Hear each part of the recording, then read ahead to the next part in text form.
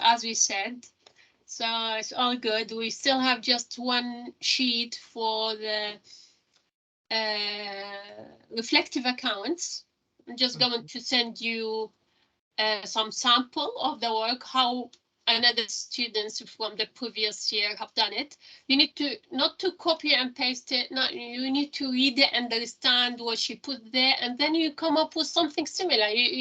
You reflect on your own experience. Let us say one of the questions says, how did you do an activity with the children outdoor, for example? You will see what the student put, and then you will remember anything you've done, something similar. You put it on about yourself, but it doesn't. You shouldn't copy and paste. You should write your own experience. So let us start with our work. Okay, can you see my screen? Yes. Yes. Perfect. Excellent. So today we're going to study Unit 3.14 and 4.1. They are very much related to each other. It's all about the observations and how we do it. And so let us start with Unit 3.14, which is use observations, assessment, and planning to promote the development of the children. So how can we use observation, assessment, and planning to promote the development of the children? Just 1 second.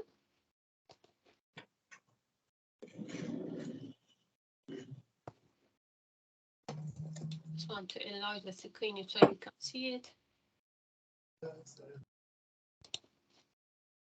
Okay, so can anyone tell me how we can use the observation to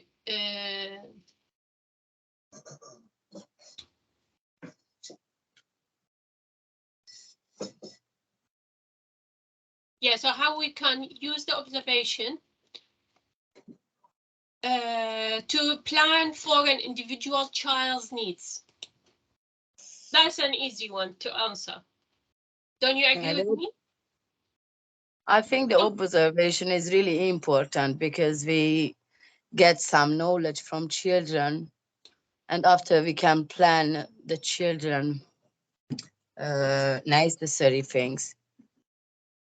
Yeah, so what's the link between observations and planning for the child development? What do you think? I think, personally, when we observe... First one, we have to observe the children. Okay, very good. So first of all, we need to observe the child. We monitor how they're progressing. Are they doing well as the other children in their same age? If not, what we can do about it, how we can plan ahead.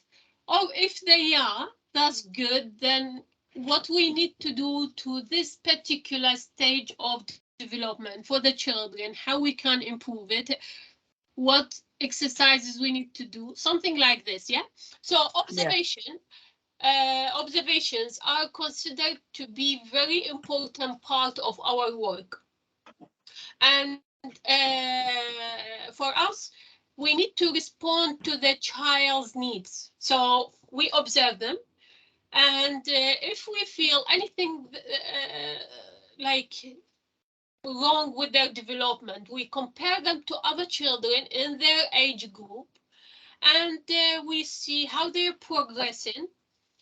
And these observations are very important. Why? Because we will write a report. We will record everything we notice about the child, and we will use these recordings to plan ahead for the child. And so why these observations are needed, why they are important. Here we have a graph to tell you exactly why they are important and why they are needed. First of all, to plan to the individual child's need. So we do the observation to plan ahead, and also for early intervention. So for us, we need to do intervention to what's the word to replace intervention? Like to let me just check. So for us, we need to do something about it. Yeah. So for example, the child we've been monitor the child for a while, and we can see that his physical development is not as good as other children in his age group. So what we can do, we will interfere with that. We will have to contact a doctor, speak to them, maybe check with his parents if they notice anything. Maybe contact a doctor after we take the permission from his parents. Maybe they can check with their GP. So this is how we interfere early to prevent more damaging or more problems with the development later on, and also to review the environment. So if the environment is not good for the child, let us say the child has got some cognitive issues with their development, or some maybe the environment is affecting him. Maybe what we do is not good enough, or maybe we can do a lot more to him. So to review the environment is really important as well, and also during the transition. So the observation, we need to monitor what's going on with the during the transition. The child is suddenly unhappy coming to the nursery, so what we should do about it. We need to find out from his parents what happened. Maybe he moved house, maybe his parents are divorcing, maybe. So all this type of transitions, we need to monitor the baby during this time, or the child. And also, when working with in partnership, is very important to do the observation. Why? Because we wouldn't be able to speak to the doctor. For example, the doctor is coming to see this particular child all the time for any reason, or he's in contact with the occupational therapist or the speech therapist because of his development. So why observation is important? Because we can record lots of information about the child, pass it on, so we work in a good partnership with these professionals. Otherwise, the child wouldn't like develop. So that's why observations are very, very important. So now, first of all, to plan the individual child's needs, as we said, observations are considered very important for the planning, and we wouldn't be able to plan ahead without the observation. Why? Because we respond to the child's needs. So we monitor the child, and whatever they need, then and also we monitor the child and check on their progression. Is it same as the children in his or her stage? Maybe yes, maybe no. If it is no, then we need extra exercises, extra things to do to like to fit with his educational needs. So that's why observation is really important. Also, second reason is so as you can see, second reason is for the early intervention. So here we go. To plan for the individual child's needs, it's very important to observe them, to understand their interest, their stage of development. Are they progressing well? Are they not? Recognize the child needs and work on it.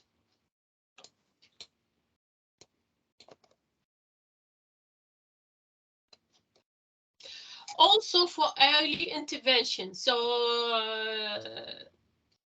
some of, like, we observe the children all the times. Some of these observation will lead to an assessment. So for us, we've been monitoring the child for a while, and now we need to do some assessment to check. Like, we see the child is not developing very well, so we do assessment, and then after this assessment, if they pass the test, is fine. If not, then we should suggest something to help the children if they have any additional needs, so we can support them.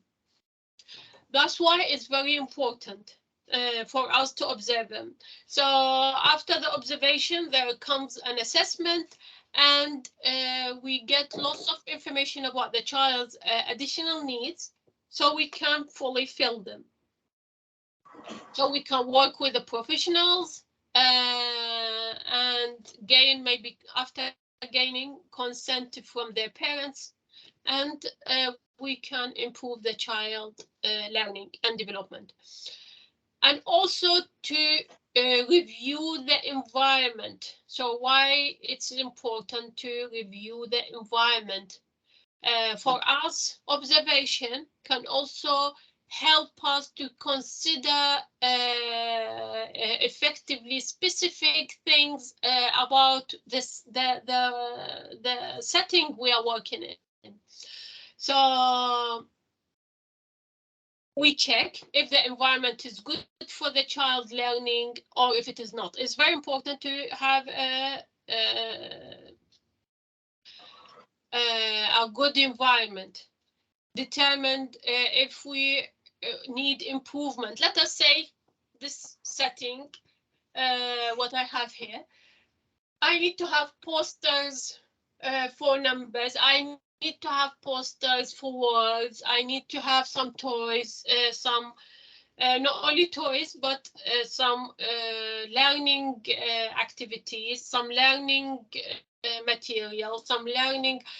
They don't come to nursery to play only, they need to learn. So if the environment doesn't have this, has only toys or very little resources to learn, they wouldn't learn. So we need to, as well as that, we need to review the environment to check whether we have enough resources, enough things. Let us say the child cannot walk very well. Then we need something to make his a ramp, maybe for his wheelchair. So we need to review the environment to make the life of the child easier in the nursery, make them learn more. Also during the transition, as we said, so when the child move from setting to another setting, they need a lot to adjust, to understand that the new nursery is good enough. It's not, people here are nice. Here he can or she can find new friends. It's not a problem.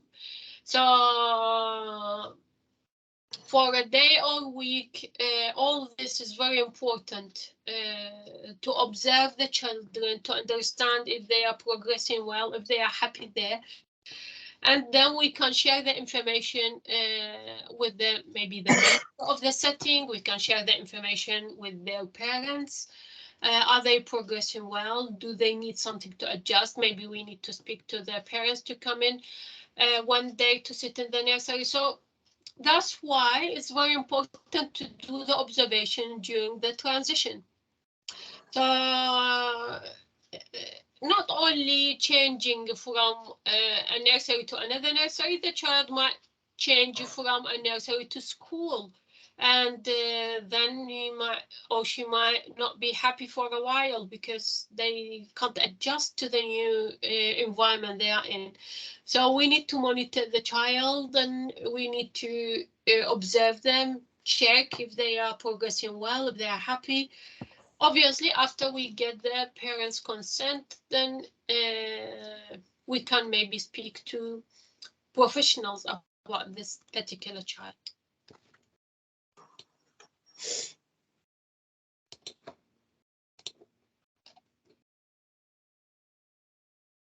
Okay, so now when working in partnership, why observation is important when working in partnership? Could anyone tell me, please?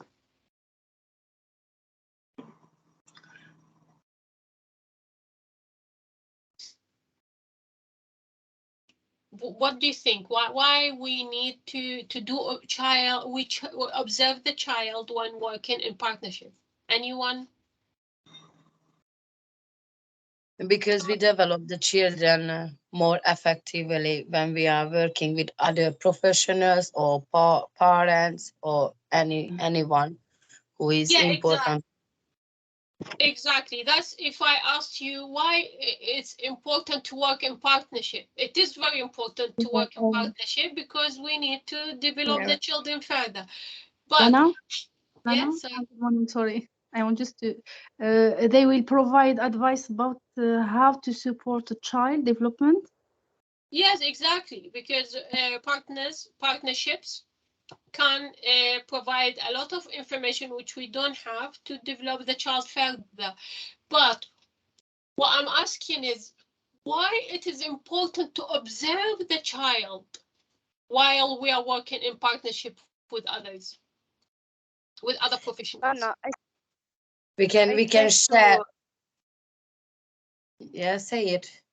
Because Yeah. I don't understand you. I think we observe the child collectively. We can cover all. We can identify all the needs and interests of the child. Maybe one staff miss out some problems in the child, but another one he can identify it faster. For example, the child can't see well. His eyes has the difficulties, problems in his eyes. One staff can't identify that, just think that the child is normal. But another one, he can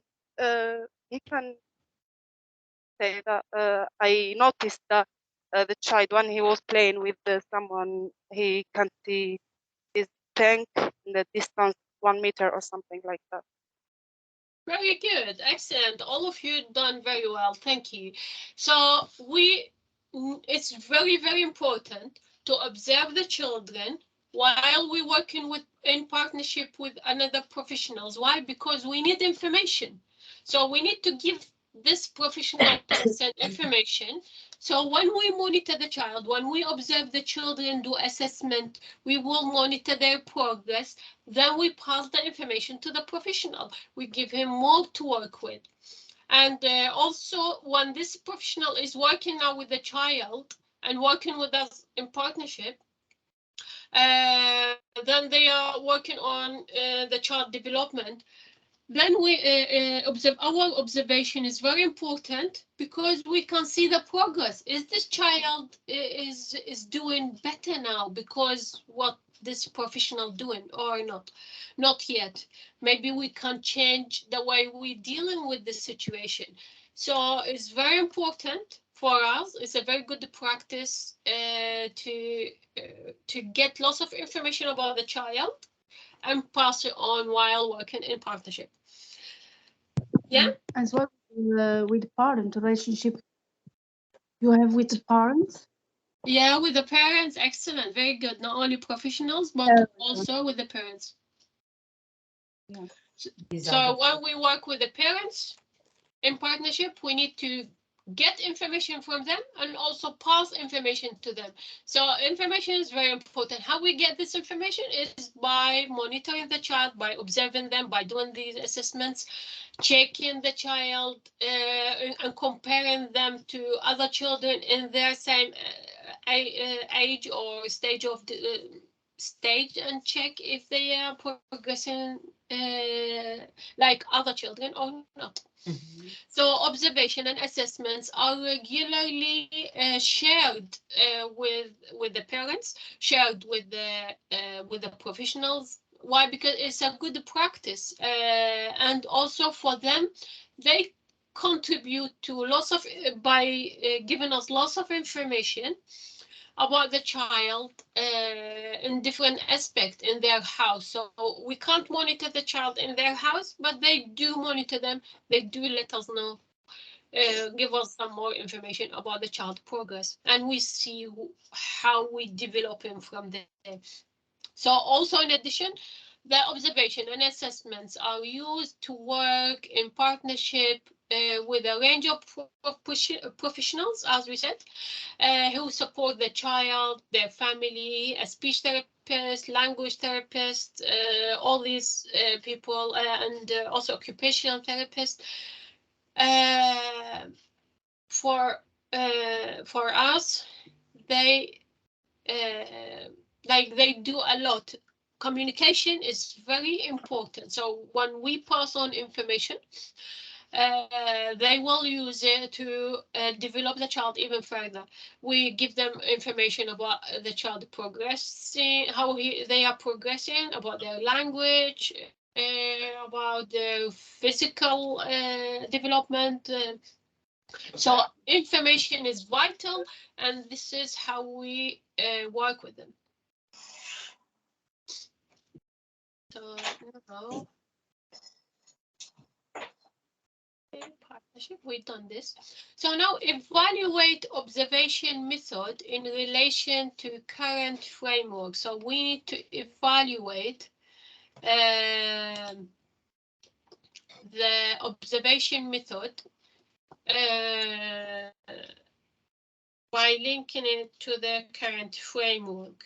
Who can let me know how we do this?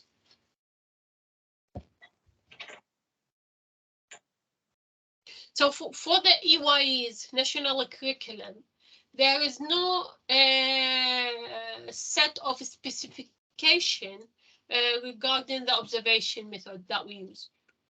Yeah, so whatever we use as the observation method, it's fine, as long as we do the observation. So the practitioner, they can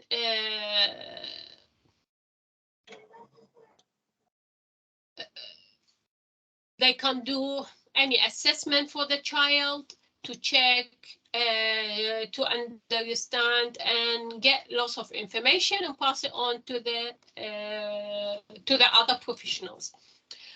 And then also we ourselves, we plan the activities to support this child following our observation.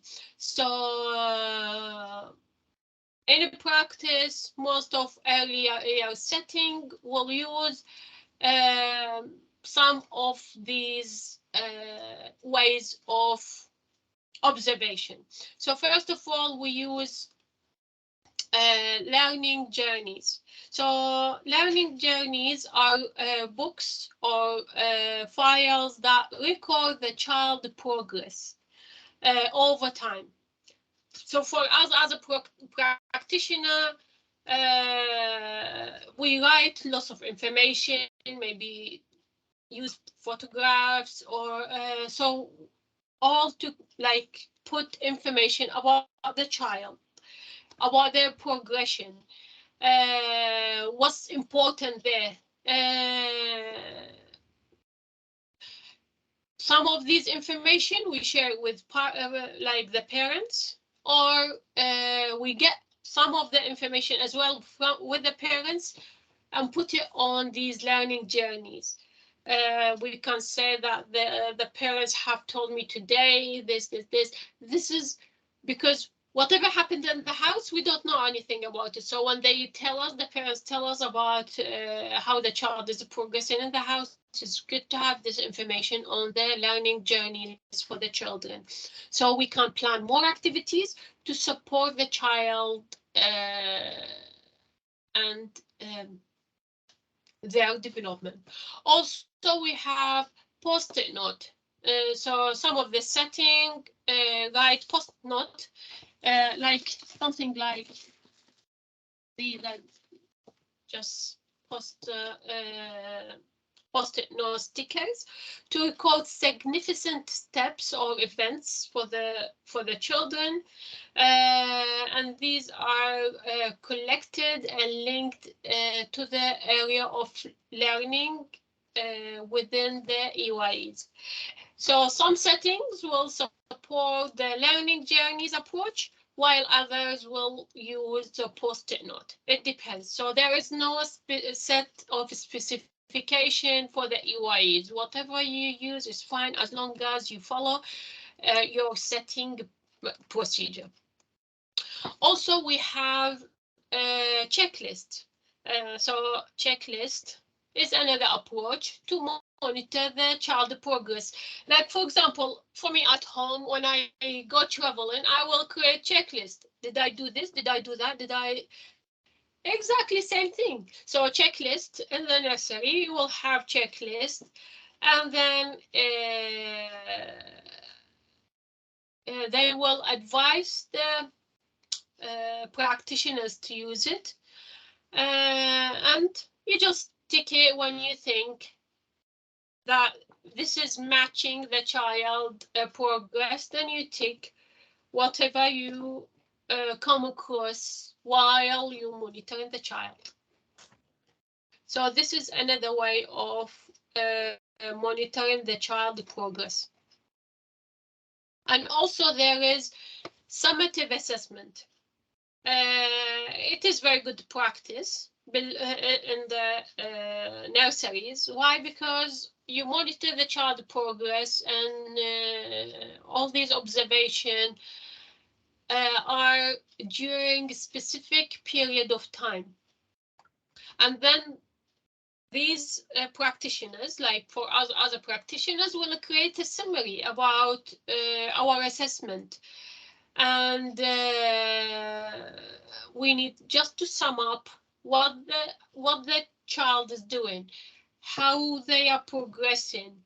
We don't write like lots and lots of things. It just, we do this, we do assessment, we do observation, we do assessment for the children, and we sum it up by giving paragraphs or like information about the child progress and how they doing in comparison to other children. So in some earlier setting, they will produce a summative assessment, like a report about the child, and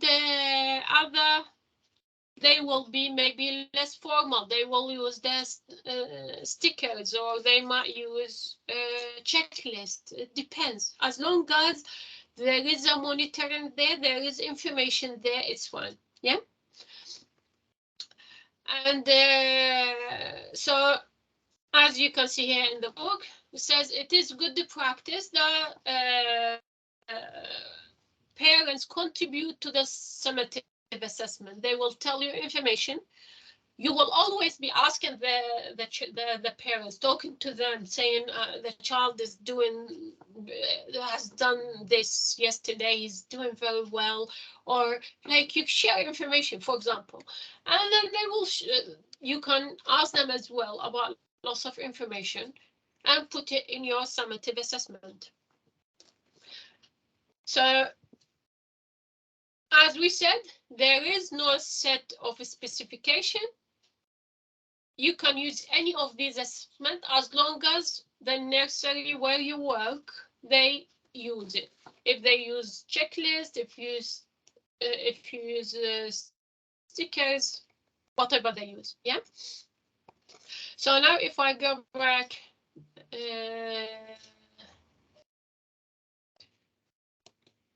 so this is to answer this question. You need to put evaluate these ways of observation methods. Talk about it as well. Yeah.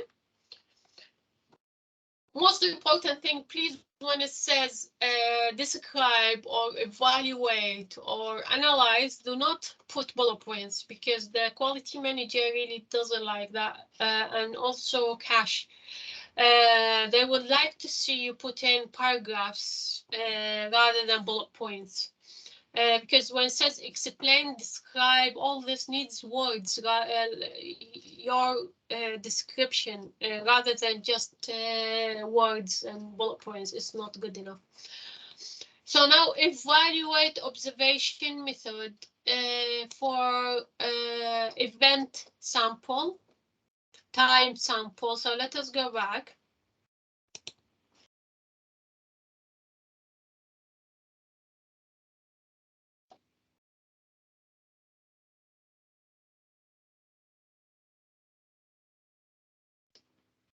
So for event sample, what does it mean?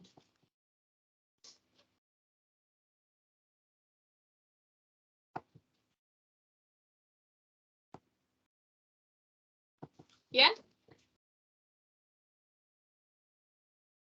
So an event sample, another way of recording,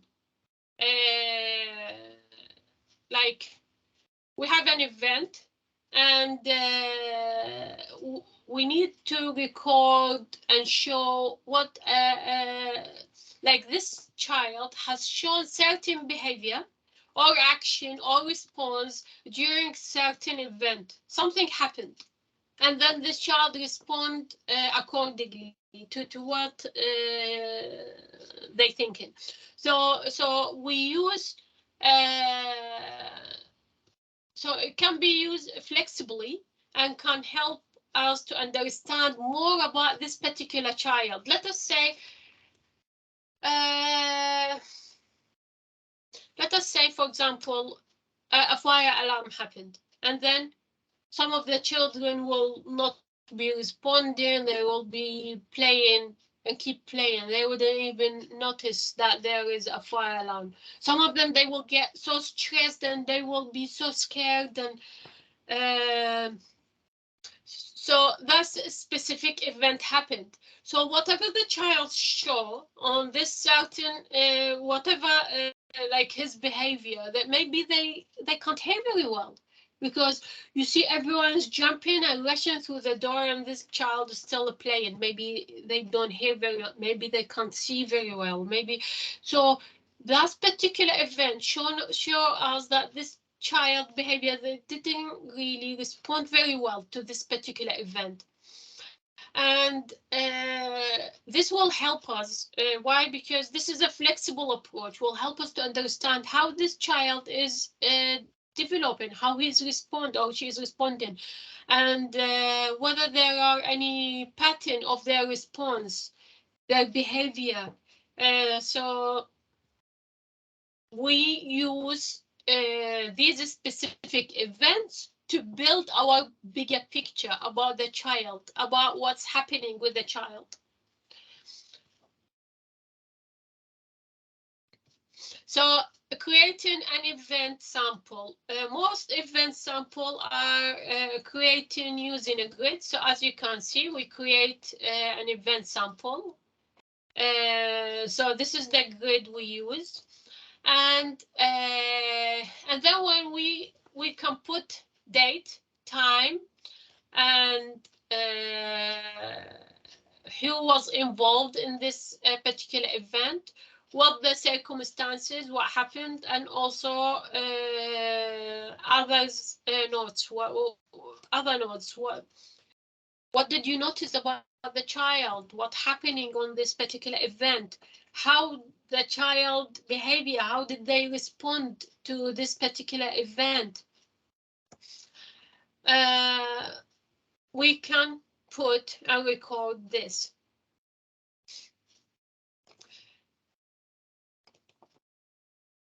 So when it says evaluate this, we need to understand. So now if I answer this question, first of all, I need to say what is it and how we can do it. So we just spoken about the sample event. So we check and monitor the child behavior on a certain event, and it is a flexible approach. We need to, this will help us to understand a lot more about the child development and how they are respond to this particular event. What's the disadvantages and what's the advantages of this approach? Advantages, first of all, event samples are simple to fill in. First of all, it's simple. Second thing, you can adapt it to suit different circumstances. So if the circumstances changed, you still can use it with little bit of changes or amendment. And also they can build up a bigger picture about the child behavior or their response to certain events. They can be used to monitor the success of any intervention. For example, here you have in the book an example about number of the child swears is reducing the number of interaction. So the key person, like for example, the child swears a lot, and then what's our intervention? We're gonna say, this is not a good language, can you stop it? This is just an example I want to tell you. And then you increase the times you tell the child this is not a good behavior, that the child will reduce how many times he doing this, yeah? And then suddenly he might stop it all completely. So it is a very good way for us to monitor our success. That if we do more of whatever certain activities, then the child will reduce their bad behavior. What's the disadvantages of using this model? So can you think about disadvantages of using event sample?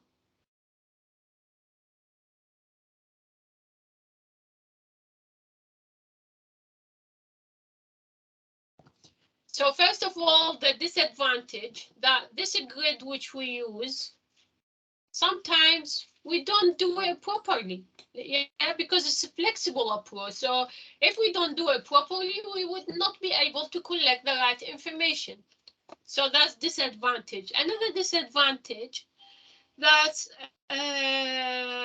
another members of the team will have to fill, like let us say I am off today, the key person is off today, then other member of staff have to fill my grids.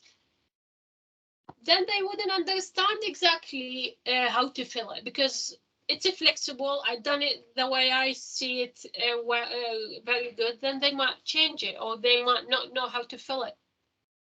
Also, it may not explain why the event is occurring. We need to understand more about this event, how that happened, why it happened, and then we can understand a little bit more about the child's behavior. So this grid doesn't give more, like a lot of information, because as you can see, it's very small gaps here and specific things you need to answer. It doesn't have everything you need to know about this certain event or the child behavior at this moment. Also, we have time sample.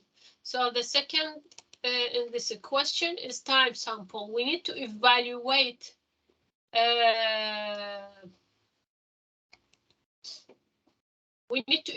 it. So time sample is often used to look at the children do over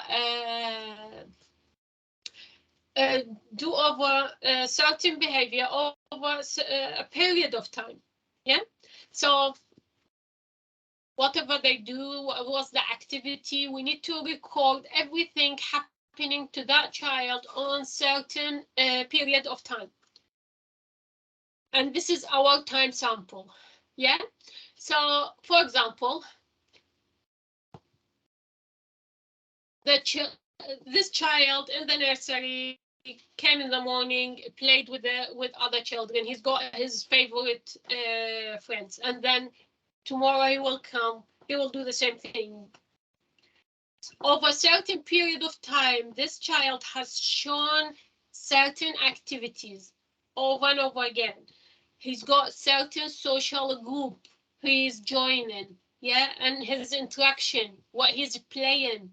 So all this information, I take it and need to record it. I'm very flexible.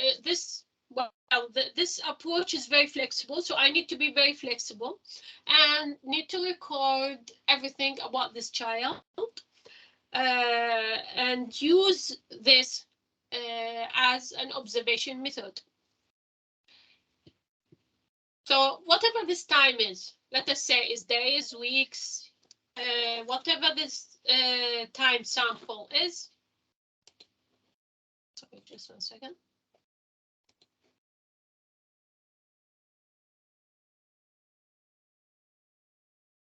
So whatever this time sample is for how long, and I can monitor the child activities over this session, maybe an hour, maybe a week, maybe a month. So this is for me is time sample. So how to create the time sample? Do we know how to? First of all, we need to decide what's the time for us. Like for us, well, let us say for me, I want to monitor the child over 1 week or over 2 weeks, or I want to monitor them over a month. So first of all, I need to decide on the period of time for my observation to take place, because it's all about time. So I need to decide how long time I will carry on monitoring this child. Is it an hour? Is it a session? Is it a week? More than that? So if the time sample is done over too short period, it will not be very effective. Why? Because you will see the child, for example, today he was very happy, or she was very happy, played with a certain group, and I write down that this child was very happy today, played a lot and learned a lot, and that's it. If I take it over longer period of time, then it's more effective. Why? Because I might notice that this child wasn't happy on certain day. Why? What happened? I check with his parents or her parents. So it's more effective if this framework was for longer. So as you can see now, first of all, I need to decide on the time frame. As soon as I can decide on the time frame, I need to check if it is for longer time. I need to check what's the frequency of the observation to my sample. For example, I'm monitoring the child for 2 weeks. I can't just keep monitoring this particular child all the time. I have so many other children, so I would put maybe 10 minutes every day or something like this when they do certain activities. Then I monitor them. So first of all, I need to decide on the time frame, and then decide of the frequency of the observation. And is it 1 minute? Is it 1 hour? Is it 10 minutes? It depends on my frequency. And also I need to create a grid. So I put this observation, because there is no point making the best observation in the world without writing it down. So here as well, just like the first type of observation, we need to create a grid. So as you can see here, time, observation, and then I can say from this time to this time, the child done this, from this time to this time, done that, and then just keep monitoring. This is my frequency of the observation, and this is the information I need to put for that particular child. So it is important to do this type of observations. Any one of these types of observations are good, as I said, and it depends. Like if I pick time sample, then I need to create certain different type of grids from the first grid, which is for event sample.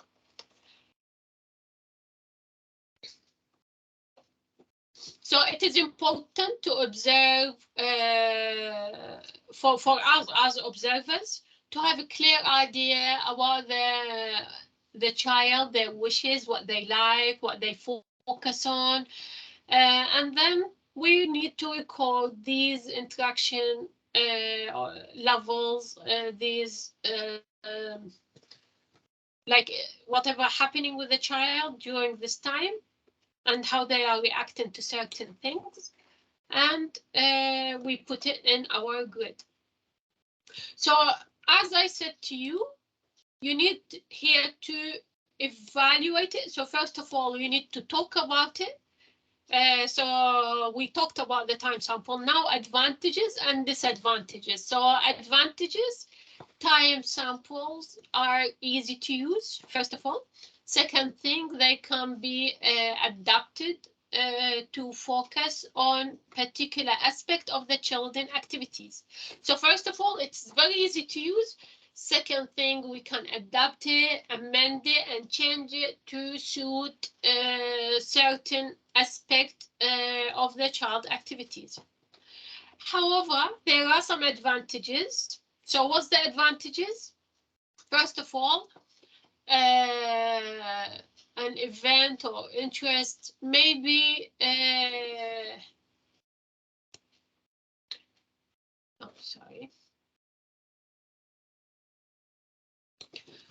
maybe not captured. So for me, if I monitor the child during, let us say I'm monitoring the child over 2 weeks, every day, 10 hours, the frequent of my from this time to this time.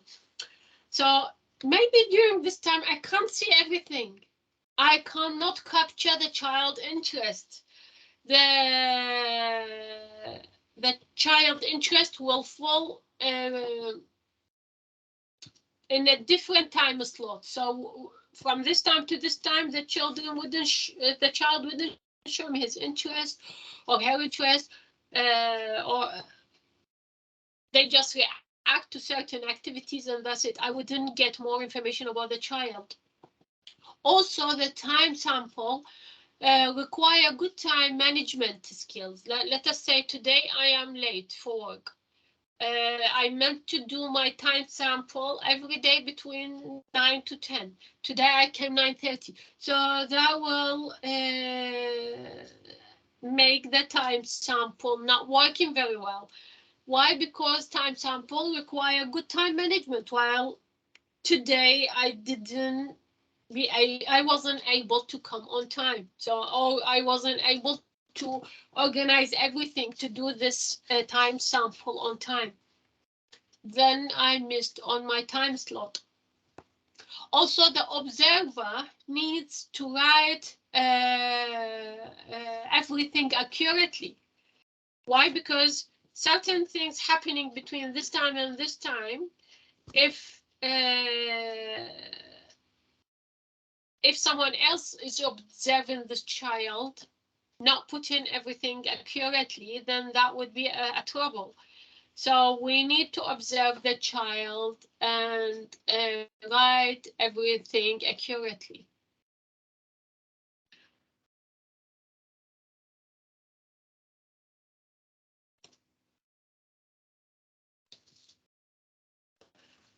Now, sociogram, what is it all about? This is can be used in a way finding out more about the child's friendship. So this word created from social and diagram. So sociogram, for us, what we discover if we do monitoring on this way, is we discover more about the child friendship, the child preferences, how they interact with other children. So for us, if we, for example, interact with this child, how they react, are they friendly enough? Are they social enough? So, however, this diagram is not strictly an observation. It is just to carry out our monitoring to the children. It's not really why? Because it records. It needs us to record our own child friendship. It's not about their progression. It's about social development. Are they progressing well? Who's their friends? So it doesn't really monitor every single aspect of the child development. That's why it's not an observation. It's not strictly an observation. It is not often used in early year setting because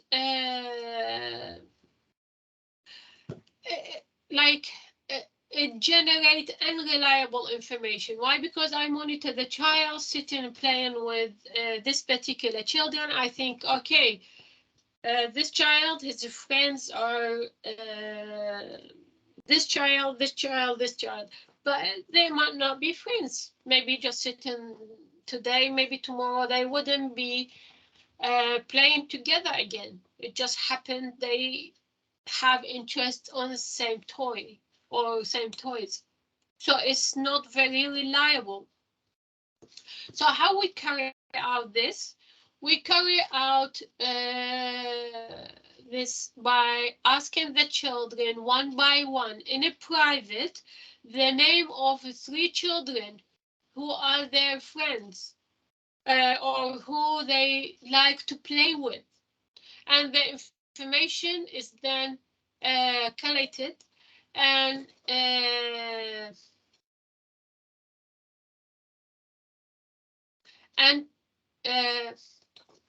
so as we said, is the way how we do it, we carry out, we ask the children in a private the name of their favorite 3 children who are their friends. You don't ask them in front of everyone, otherwise no one will be friends with anyone after that. We take them in a private, ask them, and then write it down so we know information who is his best friends in the nursery. Give us or mention these friends, then we gather these data and we put it in writing. And as we said, this way of observation is not really reliable because the child could change their minds. Maybe today they are friends with, let us say, James. Tomorrow he's going to be friend with Darren, or maybe just changing. So it is not really accurate information. As you can see here, sample of this. So we put name of the child and then name friend 1, friend 2, friend 3, and we collect all this information about the children. As I said, this method is not really used in the nursery very often. It's not used in the nursery. So there is advantage, there is disadvantage. The advantages, what's the advantages? First of all, it helps us to see whether this child are being neglected or rejected by other peers, or they are doing good progress with other children. Also, it can be useful during a transition to check if the child is getting on well, making friendships, having fun, rather than just sitting alone and not really interacting with any other children. Also, it shows that where are the friendships and how these children are building friendships with other children. The disadvantages of that is children may name other children who they have just played with.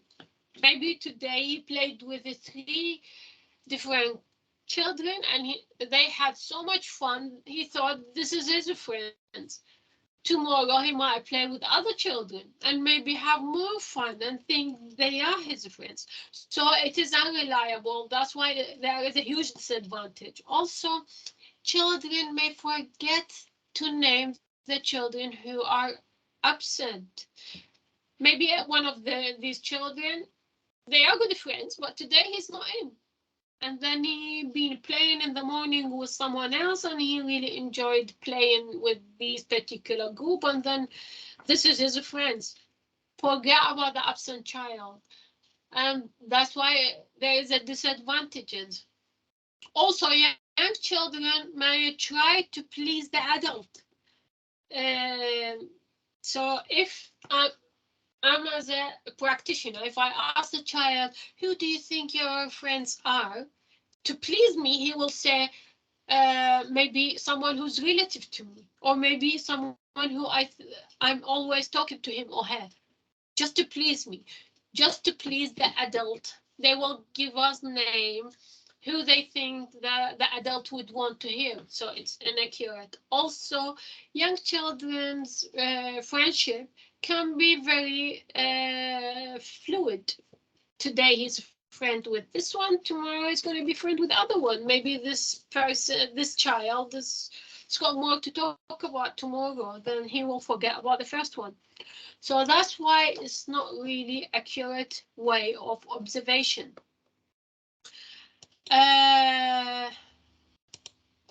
Another one is narrative or free description. So what is the narrative or free description method?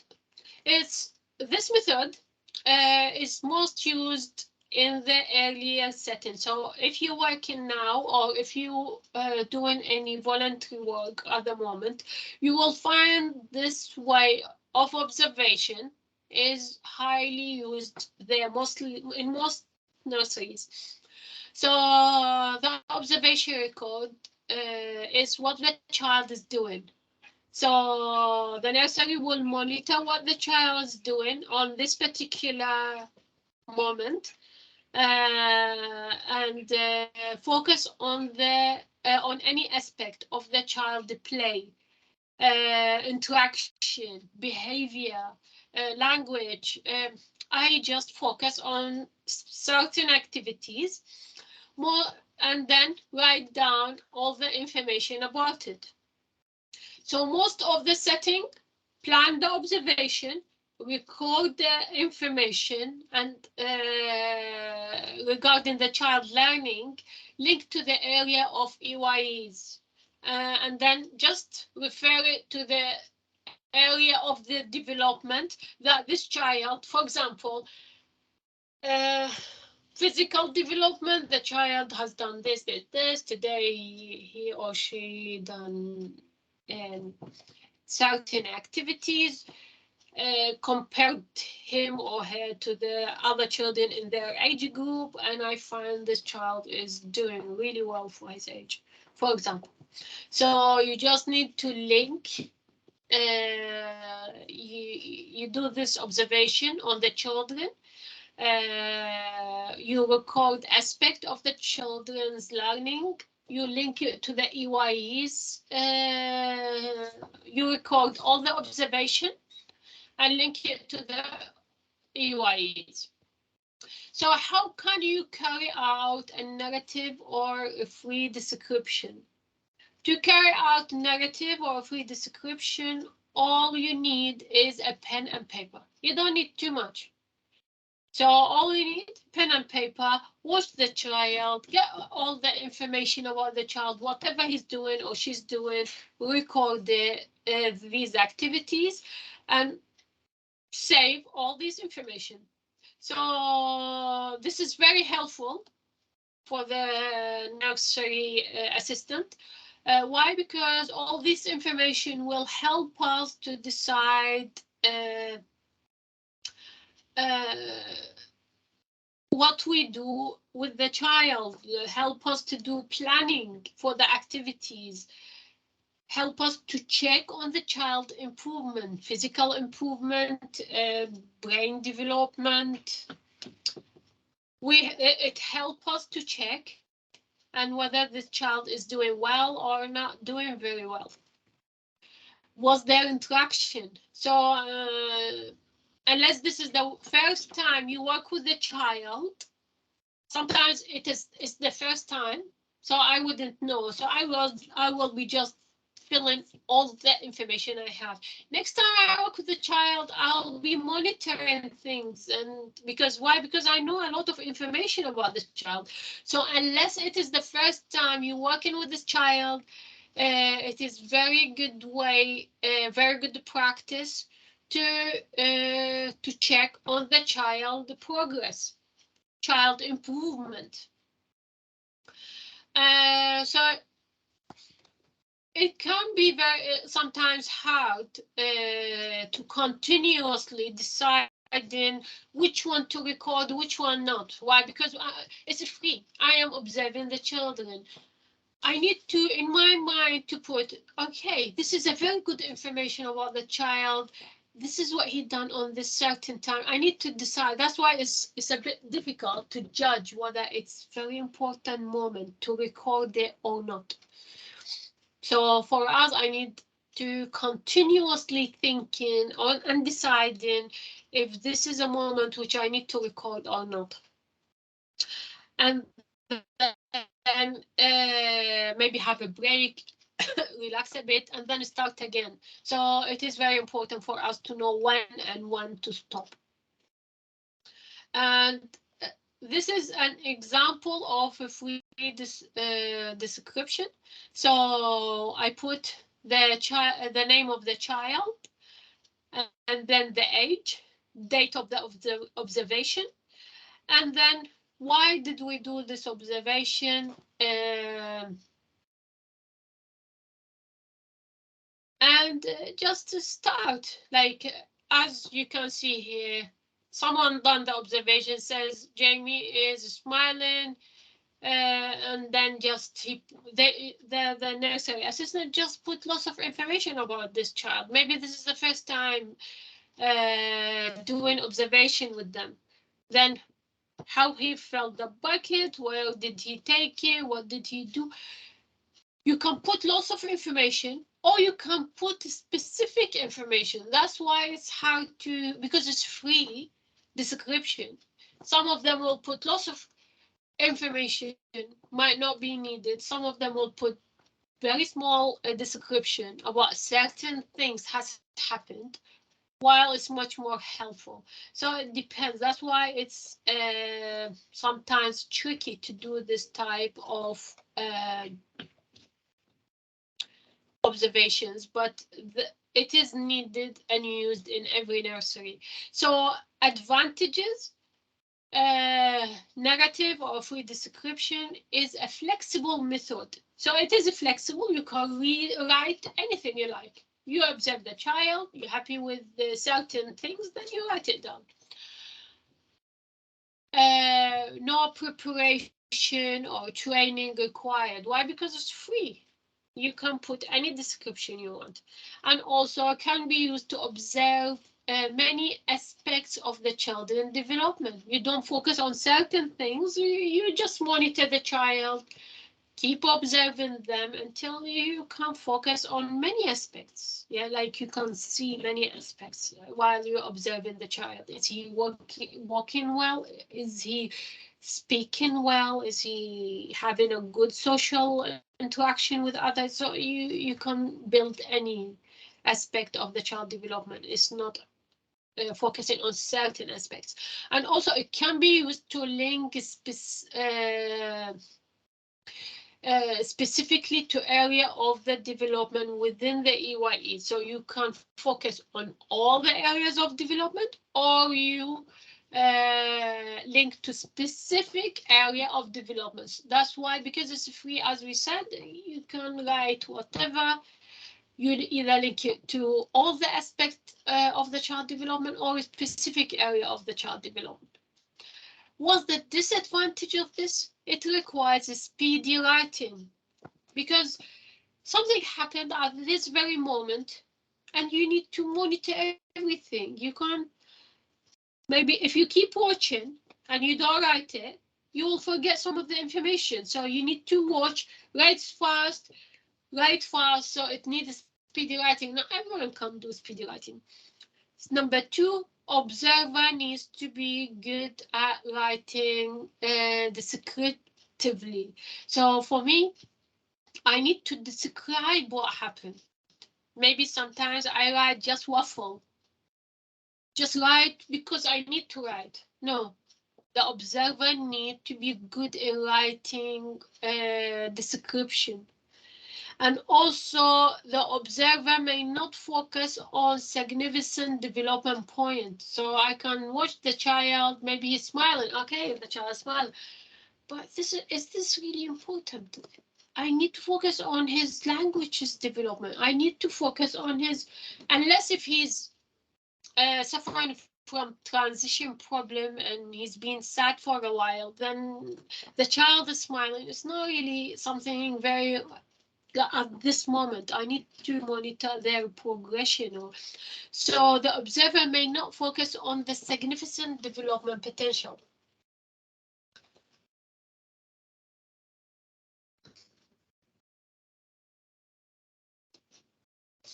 How about the target child? So this method is usually used to focus for a short while on single child. So this method of observation, I pick one of the children. I think this is the target child.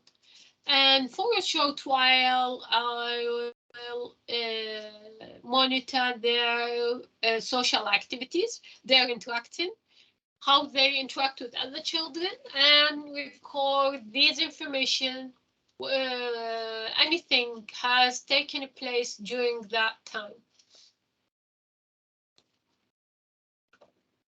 What's the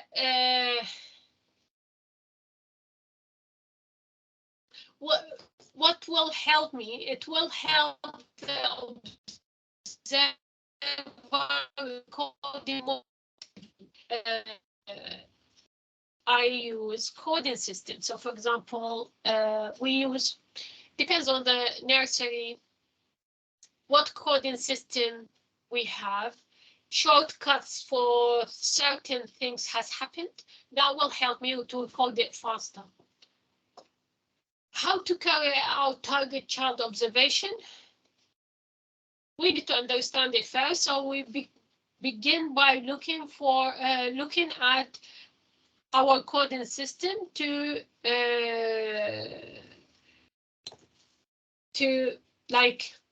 learn how we can use this system to record about certain children. Also, we create a sheet with certain columns, and so we can record everything about this particular child. So what we need to record is all the activities minute by minute, because it's not about timing, it's not about certain event, it's just we need to have a target child. I have certain time, minute by minute, what has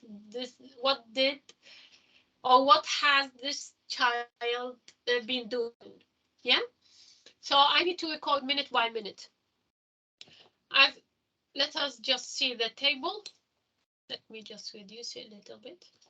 So as you can see here, this is the recording. This is the coding system.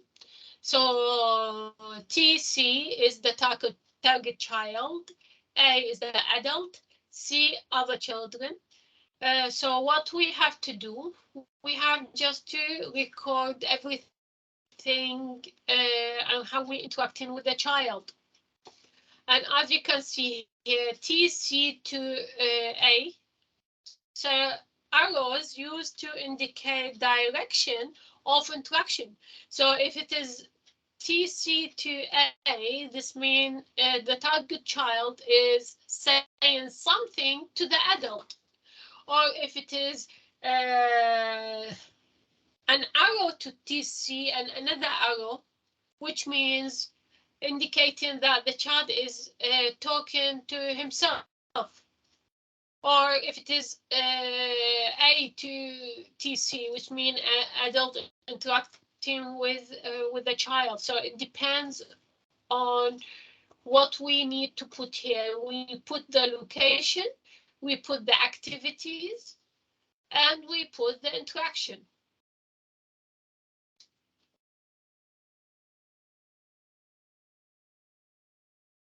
So what's the advantages of so before that, let us talk about this way of observation. We put a start because we said target child, we will monitor them within a specific period of time. So we put the starting time for our observation, as well as the date of the observation and name of the child, who's the observer, and for the child minute by minute. And also we use this coding system, which is useful to use in this way, will speed our writing. Otherwise, it will be too much to write. So this will speed up our writing. So what's the advantages of using this? First of all, a target child observation can help the observer to understand the extent of children's social interaction with other children and the level of activity. So first of all, this will help us when we have a target child, we observe them, will help us to understand how social this child is, how he's interacting with other children, how he's interacting with the adult. So we will record the child social development. And they can be repeated to build up a detailed picture of the child interaction and activity. So we don't want to do it just once and that's it. Think, okay, I'm done. I don't need to do it again. No, if you do it over time, like today I've done it, maybe in 1 month I do it sometime. After 3 months I do it. This will help us a lot. Why? Because it will build an accurate picture about the child interaction with adults, how they are interacting with young children, are they doing well? All this information are really, really important. What's the disadvantages of using this method? So the disadvantages that the child may not be showing useful response in the situation observed. So let us say we have certain we have a new child in the nursery. So if we have a new child in the nursery, we will see how other children are interacting with them, what they do to make him or her feel comfortable. So we start recording about these children who we worked with them already, we'll be working with them already. So however, these children in the nursery may not be showing useful response to the situation. Maybe they just think this child is a kind of lot, I don't want to go anywhere near them.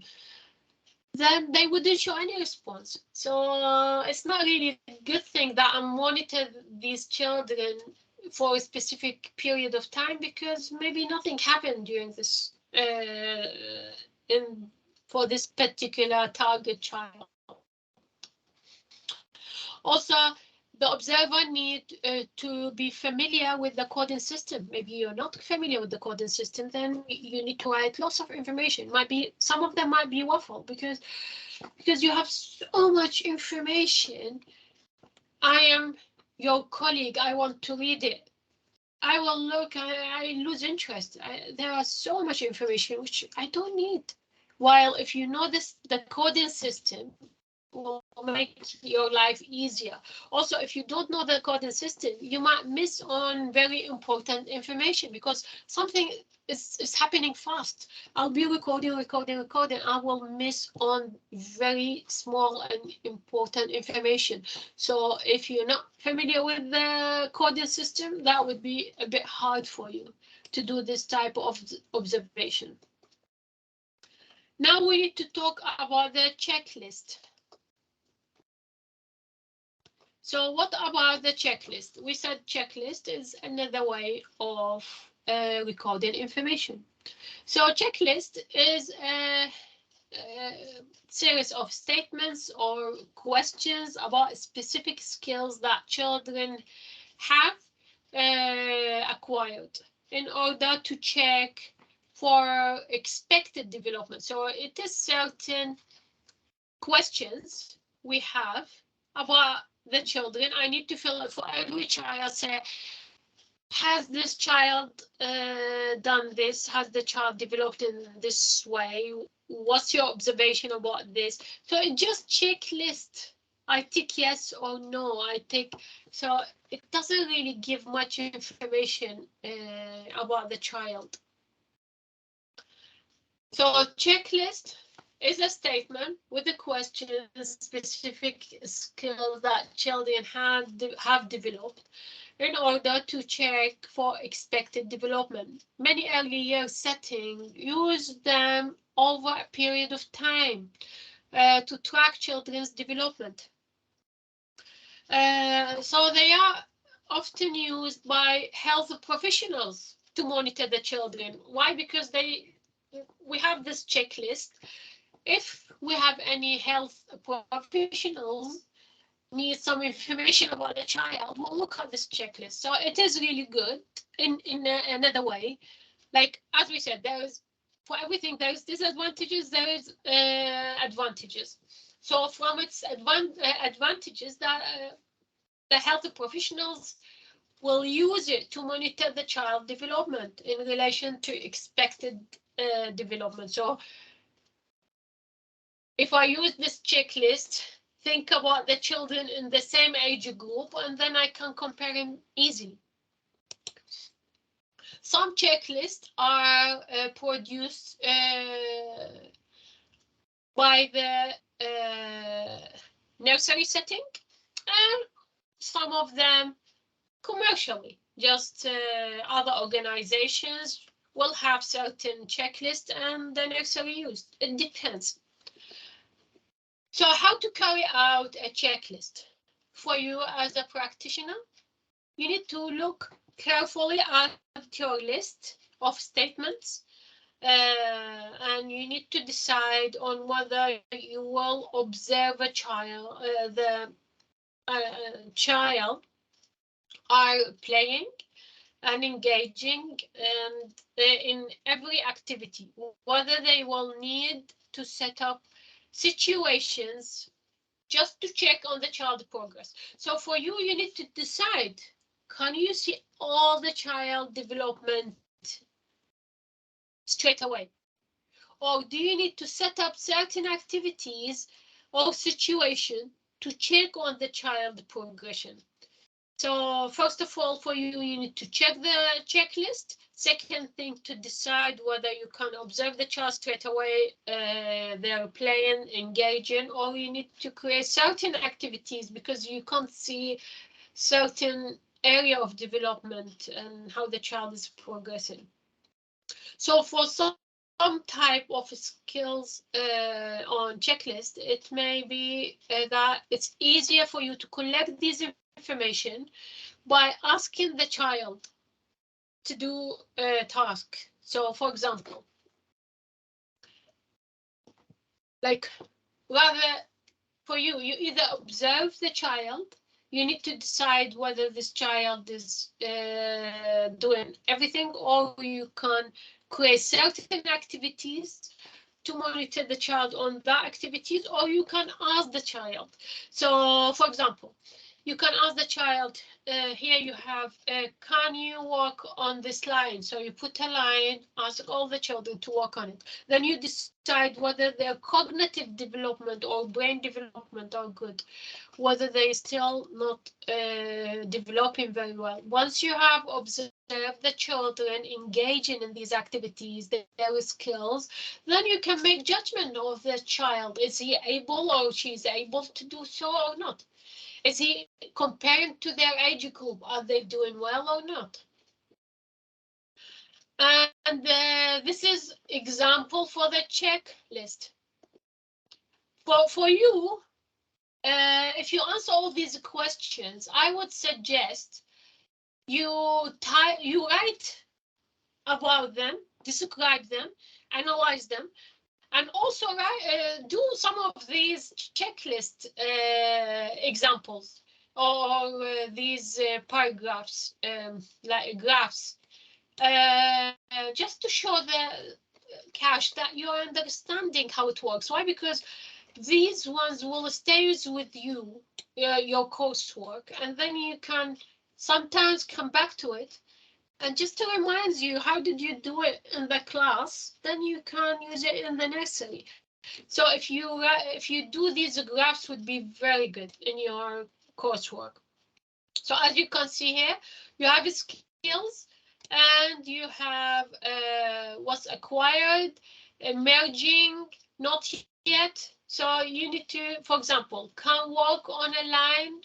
Then you ask the child, can you all work on this line?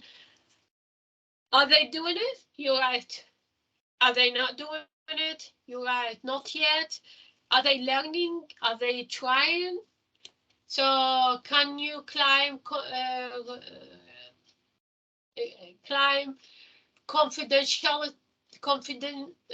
confidently using an alternative feat? Can you aim to throw overarm hitting a large target? So you can write any other question. Can you jump? Can you 5 times? Can you throw a ball gently on to your friend? Can you throw it gently to 1 meter? Can you run from this side to the other side? So you do your own checklist, and then you will. So if the child wouldn't be able to run fast, maybe his physical development is suffering. If they can't walk on the line, maybe their brain development is not really good. It's not really progressing well. And this is how we check on things.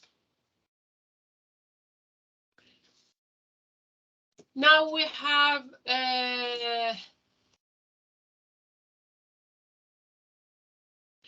so we have another checklist to do.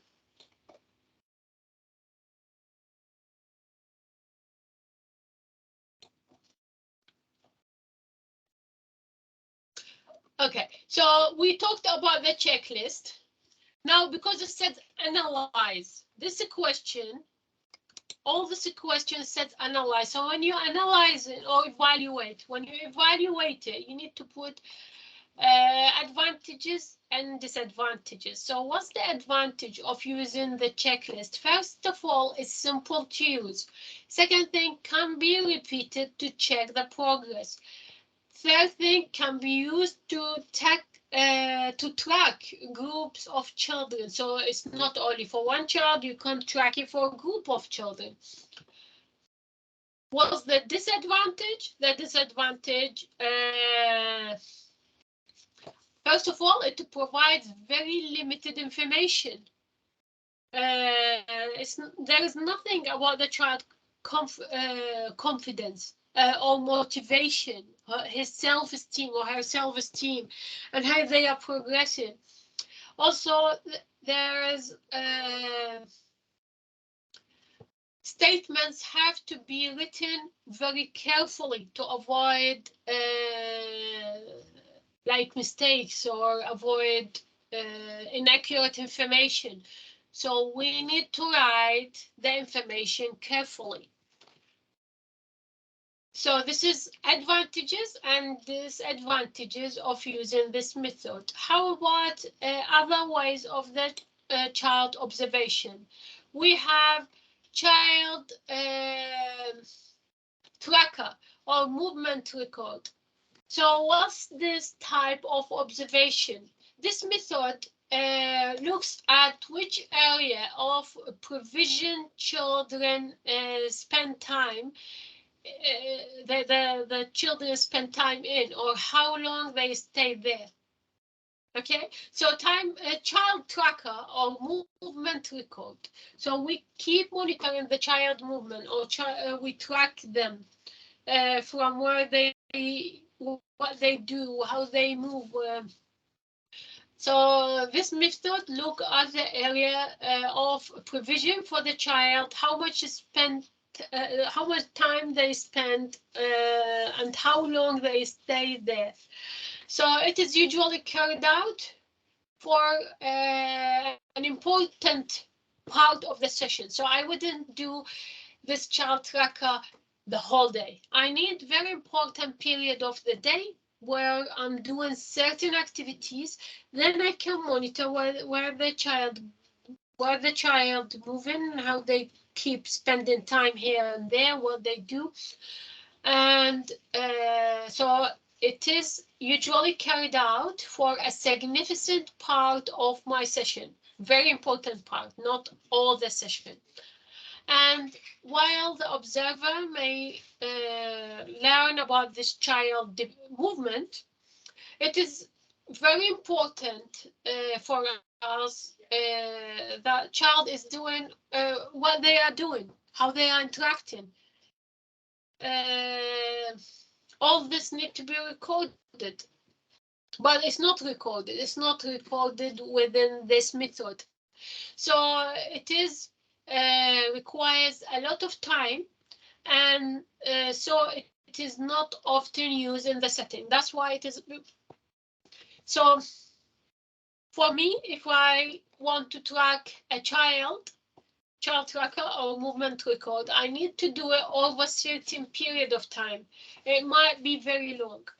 So I might not record all the information. I might lose some tracking.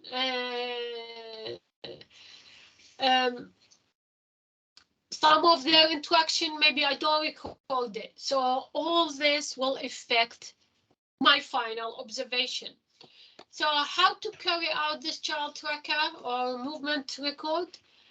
You need to create a diagram of your setting, clearly shows which area that this child,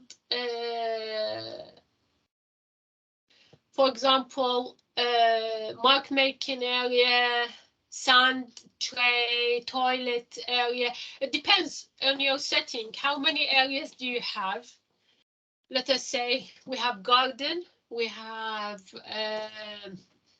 a meal area, we have the reading area, we have the playroom, we have, let us say, all these areas in the nursery. So what I would need to do is I need to start off by looking to see where this child is moving from to, what his interest, and why mark.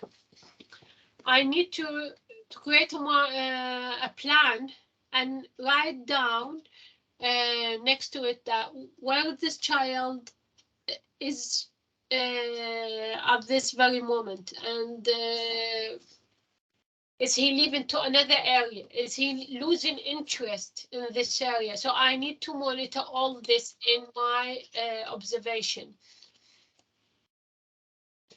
So as you can see here, tracking observation sheet, I put the child name, date of the observation, starting date, end date, and starting time, sorry, ending time. And then I need my comments. I would say, for example, Lucian has moved from this play. He was playing something.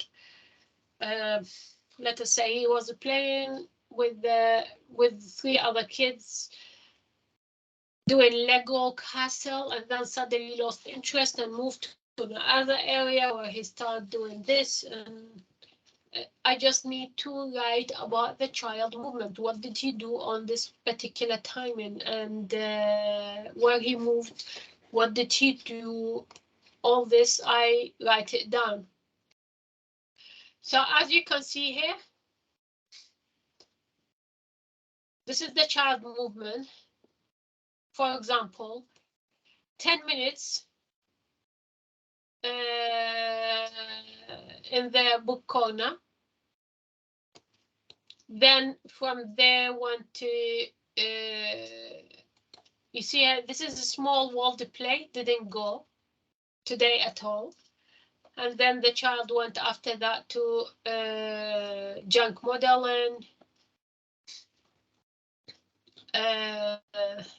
early math science. He learned a little bit, went to sit with that group and stopped there, and then moved from. So I need to monitor the child movement. So as you can see, there are some role play area didn't go, and then just want to check, was the child progressing at this very moment, where he's gone from which area to which area. So I need to write down time before drawing. Before I draw this, where he's gone on that particular time, I need to write down the time he spent to do all these activities, and the plan that reflects their movement. So I need to create this diagram. When they reached another area, are they settled? Did they sit when they saw children reading stories, or did they move again to go to another area? So you need to track this child and write until the time of the end of the time of the observation. What's the advantages of this way of observation? First of all, the child tracker movement record can be can examine which area of provision seems to engage a child. So there are so many areas. The child is freely moving between maybe children in a group reading, another children in a group playing, another group doing some Lego activities. So he's freely moving. So for me, when I observe the child, I will know exactly, and I can examine which area that this child is more interested in and what he's engaging in. And they may highlight where the children are not finding the it's stimulating, it's interesting. So for me, I can, if I keep monitoring the child movement, I would know that he's interested more in reading stories. He's not interested really in dolls playing, for example. So I can highlight where the child is finding it more interesting, more appealing to them. How about the disadvantages? Disadvantages, that first of all, the children do not record, for us, we do not record the reasons why the child is moving from one area to another area. We just think or assume that the child is more interesting in that area particularly, but we don't put reasons why the child is moving from one area to another area. Second thing, we do not, this way of observation, do not provide a record of the interaction. Doesn't tell me that this child, after he's interested in this particular area, did he sit and interacted with this group? Did he do any activities? Did he become social, talking to them? And doesn't tell me that, just track their child movement. Also, they take a lot of time. Why? Because you keep monitoring one child at a time. Then it doesn't, you spend a lot of time monitoring one child, and also doesn't give me much information, because I wouldn't know. Just this child moved from this area to this area, or that area to the other area. It can be difficult for others to translate it into information. So, for example, you wrote that Lucas was playing for a while, kept playing with certain group Lego activities, and then he moved to another reading group. I wrote this information. If someone else was reading the same information I wrote, let us say the manager of the center, she would not really translate it into information. It is very difficult for the others to interrupt as well, because if they interrupt me and come and ask me questions, I will be losing the track. I wouldn't know where this child moved after that, or did he stay with the same group? So I cannot get any questions. I cannot do anything. I cannot be interrupted while I'm checking on the child movement.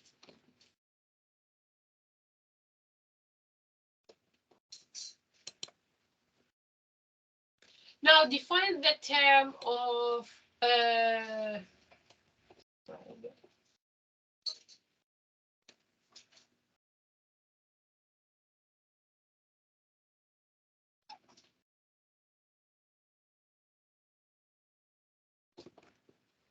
sorry. I think I made it too big. Now I can't even know. I don't know where I am.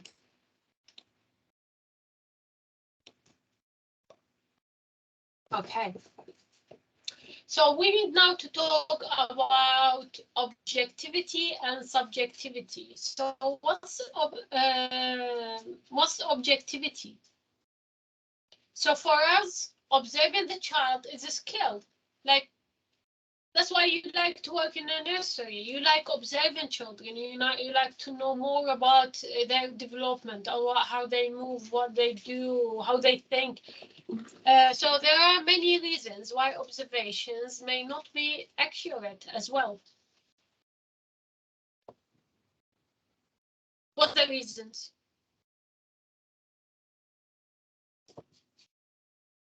So the child who's observed maybe changed the way they think. Maybe they changed their the children they play with. We think that he's got certain friends while he's just playing one day with this group of children, tomorrow with another group of children. So it is changing. That's why observation may not be accurate. Yeah? Can you give me another examples why observations may not be accurate at all times?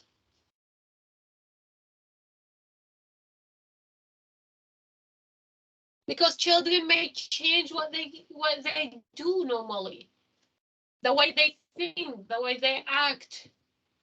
So even though we watch them, we write information. Sorry, can you say it again? Yeah, sometimes they just copy the others. Exactly, that's a very good point. So they don't really, they maybe do something just because they think you're gonna be happy with it, because you are their Please the other. Exactly. They either copy the adult or make them happy, try to please them. So what they do is maybe not accurate enough. If I record it and think, okay, the child done this today, maybe it's not accurate. So it is very important to remember, when you watch the child, you need to think, is this what normally the child doing?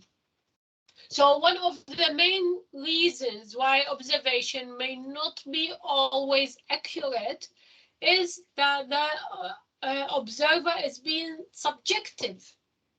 So for us,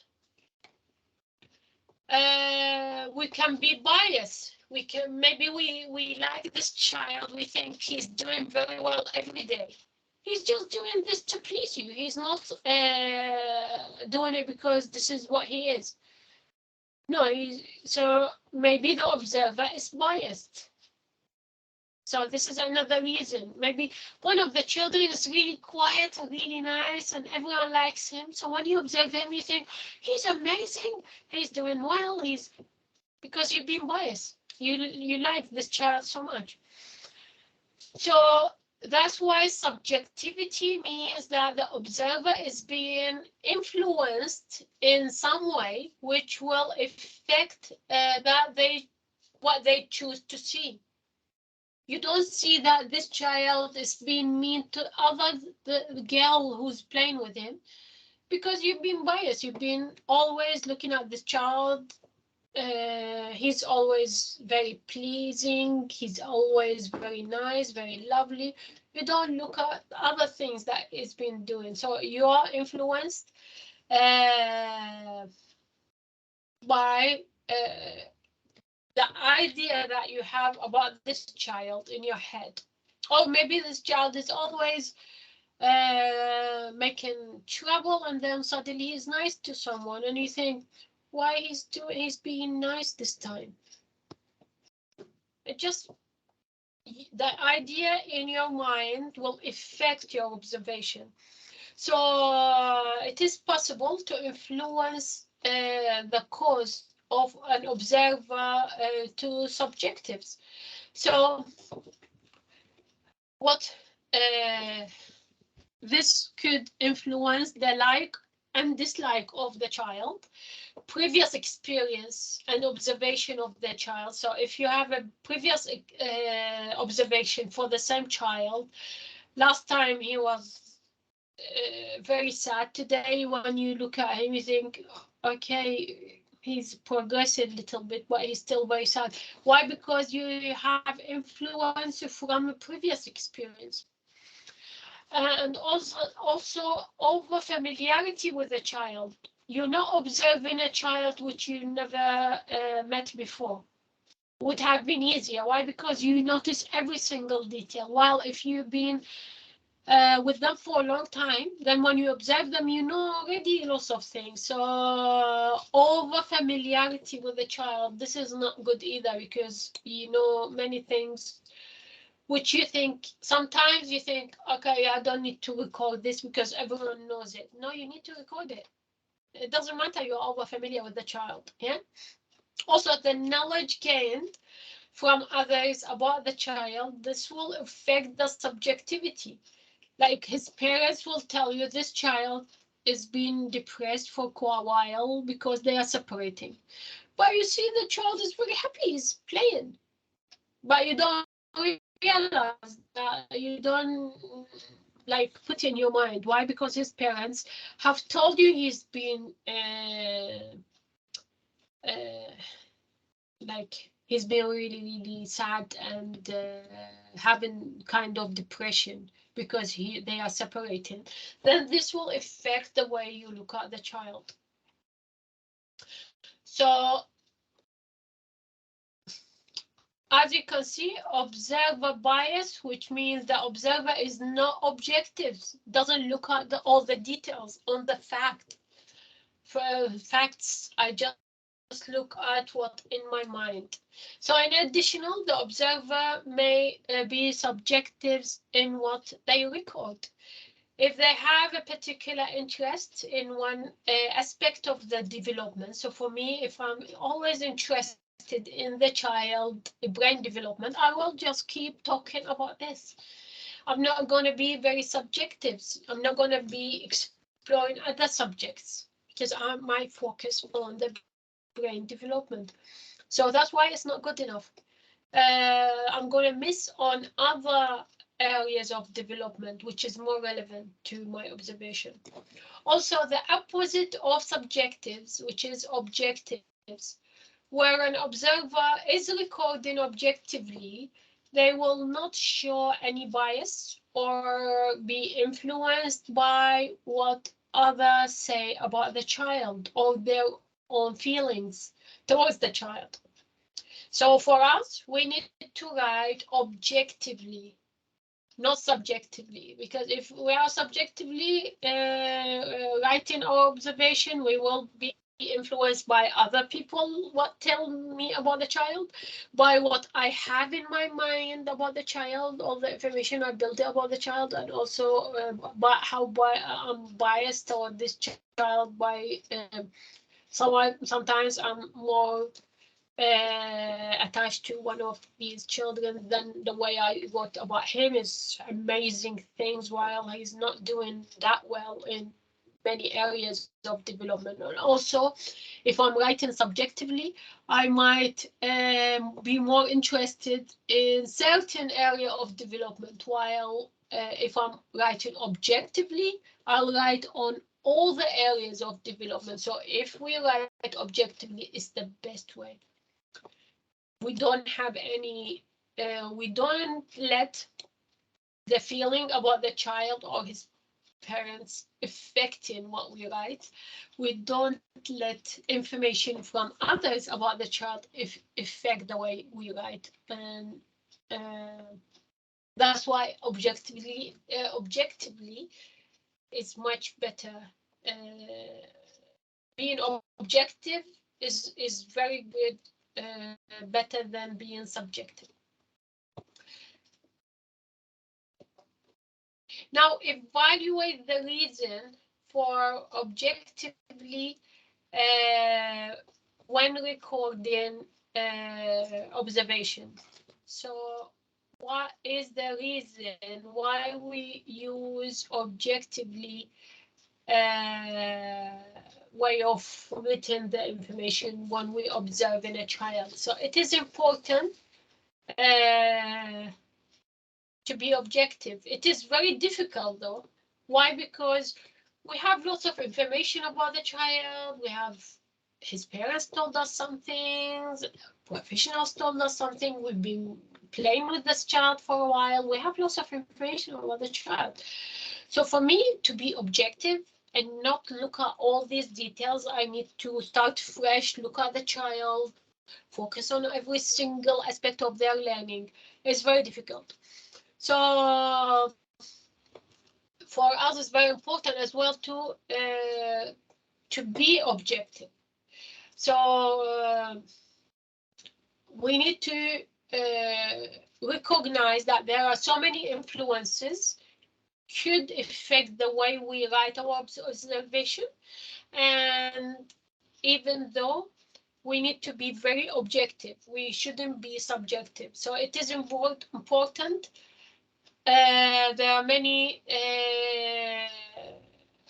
dangerous way of recording that we make lots of things affect us, but we shouldn't. Let's go back to the question. It says, evaluate the reason for objectively when recording observation.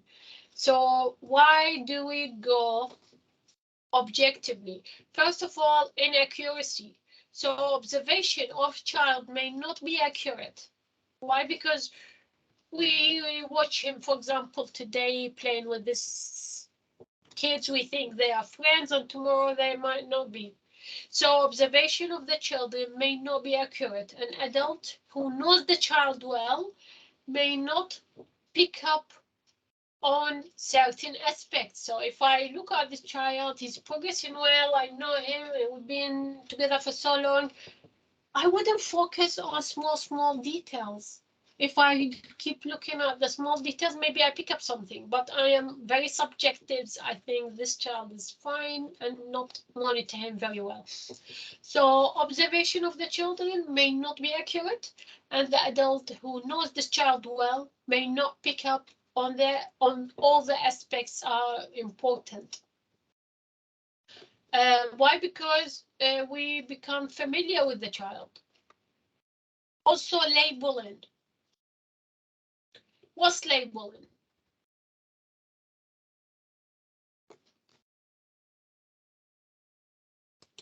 Labeling, for example,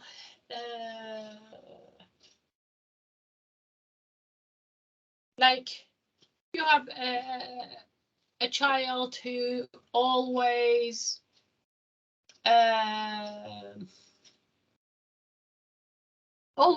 eating certain things. Let us say he's eating banana, or he's being mean to someone, or so you pick on something, and when you talk with other carers, you say, you know, this child who's a banana eater. That's a labeling. Do you know this child who's meanie?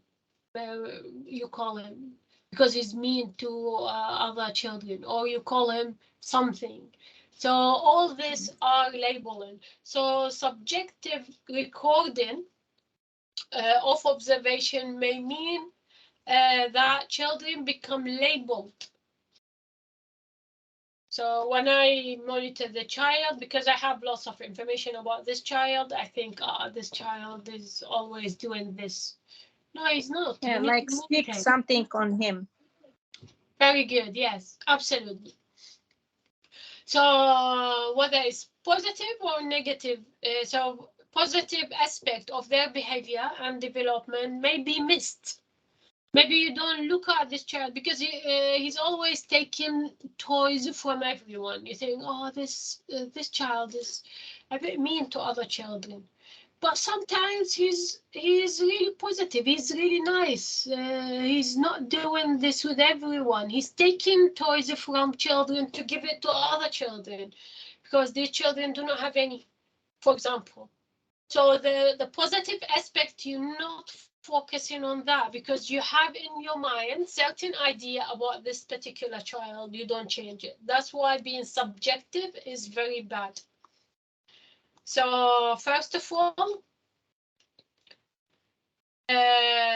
being subjective is very. So here, when you answer this question,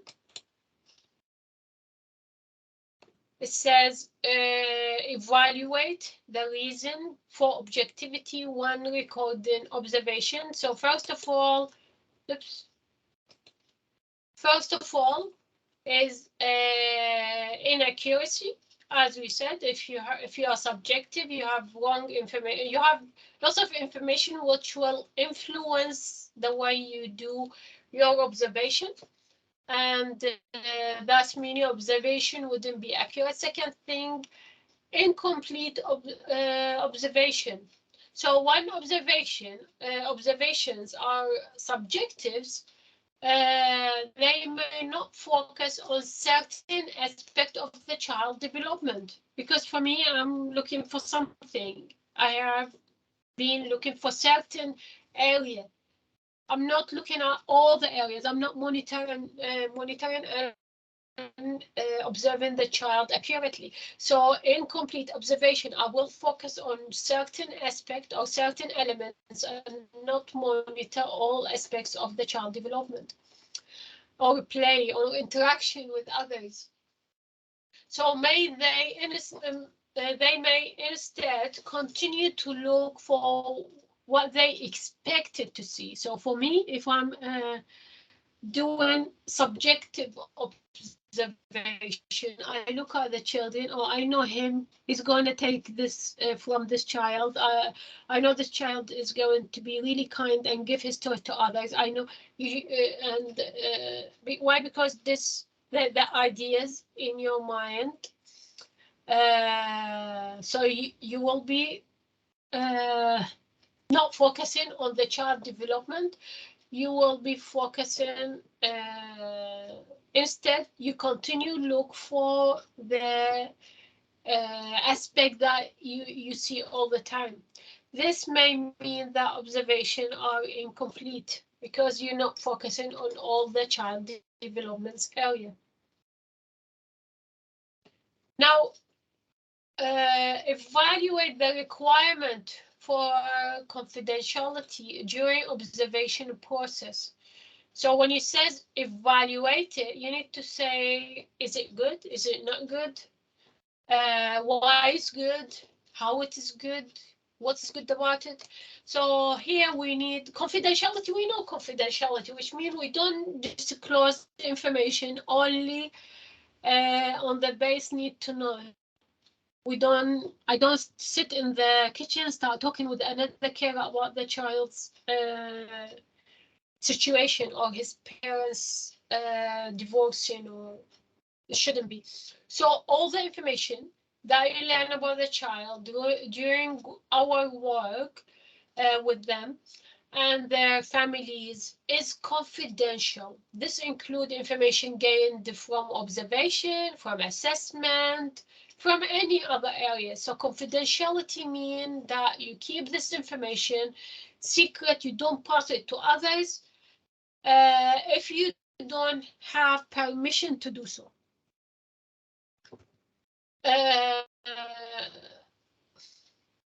So what is confidentiality? It's all about children's parents, the key parents, the child's key person, or the co-key person, the special educational need person, if the child has additional needs, also the manager of the setting. So these are the people who have access to the observation. Who access to the observation? The child parents, the key person, and the co-key person, which is the person who's helping you when you are absent, and also the special educational needs and the manager of the setting. Apart from these people, you don't keep disclosing the child information. So the only reason you may break confidentiality if the parent give you consent to do so. So let us say the child physical development are affected. You need to speak. There was a doctor coming to see another child. You might ask him about this child if he's doing what do you think we should do about this child? But before that, I need the parents' consent. Why? Because it's all we are working towards the child welfare. So in case that you follow the safeguarding procedure in your setting, first thing you need to do before you ask this professional is to take consent from the child parents. So information is important, and confidentiality is vital for you when you work. If it is work placement, if it is or even a job, you should always get any advice you need about confidentiality from your manager or from your supervisor. So if you don't know because you just started, you don't know whether you should disclose this information or not, then you need some advice from your manager, from your supervisor.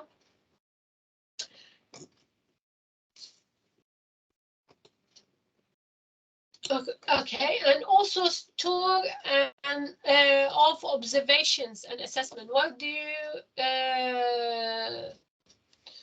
you store them? Where is the storage where you put them?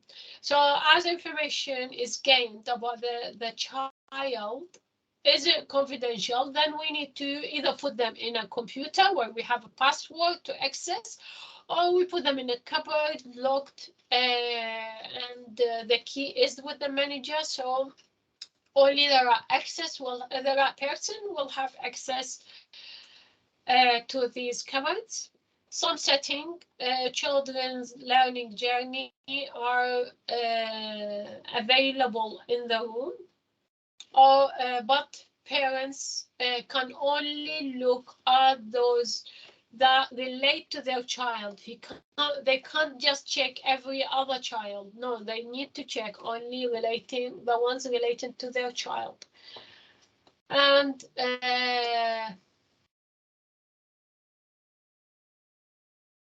so this is how we keep these.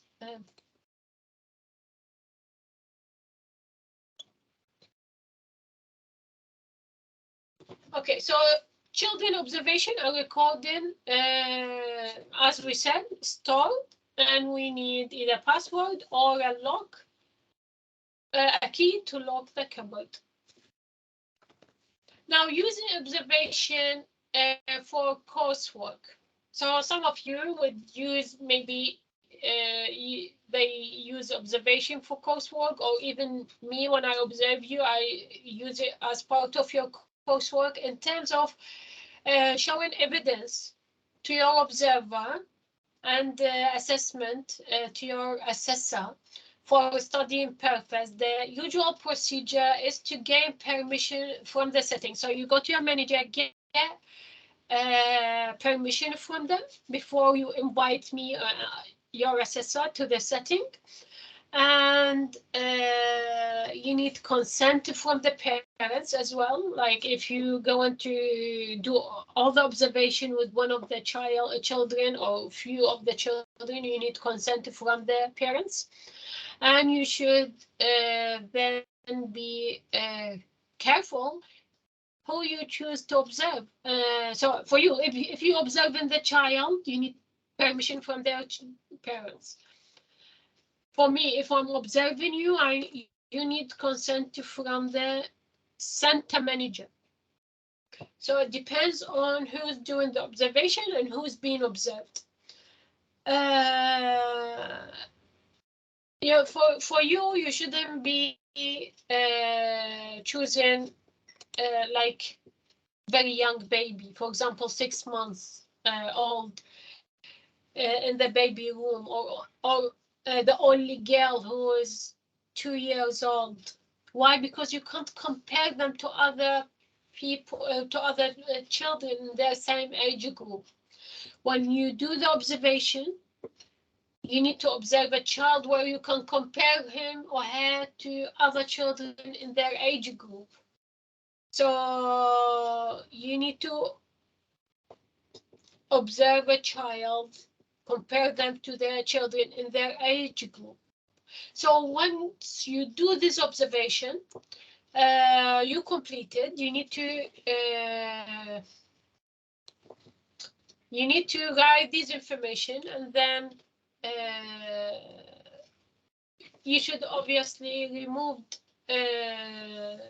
this information about the observation. Like you don't keep it lying around. You typed something on the computer, you should save it and not leave it open for others to read. Maybe delete the date of birth for the child. Instead, put the age of the child. So if someone reading your observation wouldn't really, like for me, when I observe you, I wouldn't put I observed, I put your name, but I wouldn't say that you were playing with a child and his name is James Green, for example. I put JG. I need just the initials. I need to put, for example, 2 years old or 3 years old. I wouldn't put their date of birth, because all these are vital information which shouldn't be shown. And also, if there is any photograph of the child, you shouldn't be having this. You need to remove it, delete any subtitle about the name of the child, the name of the parents. Remove any text any identification for the child, like medical condition, language spoken at home. All this, you shouldn't be putting this information. Why? Because for confidentiality, for confidential reason.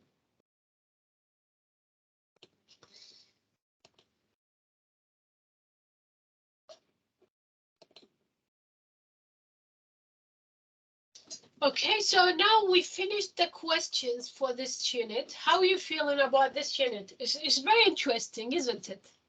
I find it more interesting than lots of units which we studied before. This is because it's very much related to what you're going to do in a nursery. Like, I know all of them are, but this one is, you need observation. You need to know more the children you More work practice. with. Exactly, Yeah. more about your practice. Practical. Not only knowledge, give you skills. We Right? enter the nursery. Yeah. Absolutely. It gives you skills without even being doing it. Now you realize, like, oh yeah, I can see there are so many types of observations which I can use. There is no specific area I need to observe. Every single aspect of the child development. It's really interesting. Okay, now let us do the final unit, which is 4.1, engaging in a professional development. So first of all, explain the professional development. What is the professional development? Let us go here. Just want to make it larger.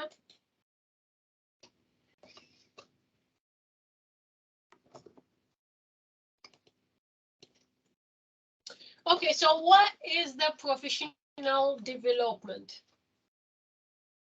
So for us, professional development is the process. For us, we need to reflect on our practice. For me, to develop professionally, I need to monitor what I did, describe the process, keep reflecting on my. That's why we do reflective account. Why? Because we need to reflect on our work. We need to know whether we're doing well or not. Am I using these skills in a workplace? I just learned it. Did I use it? How did I use it? I put examples. So when we do the reflective account, it's really important. Why? Because it's increase our professional development. So professional development is used to describe the process that for us as an adult, we reflect on our practice and how we keep it up to date. What's the knowledge? What's the skills we have? Did we have training to do all these activities?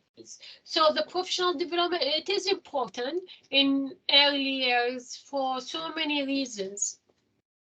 So what's the reason why it is important? First of all, for quality provision.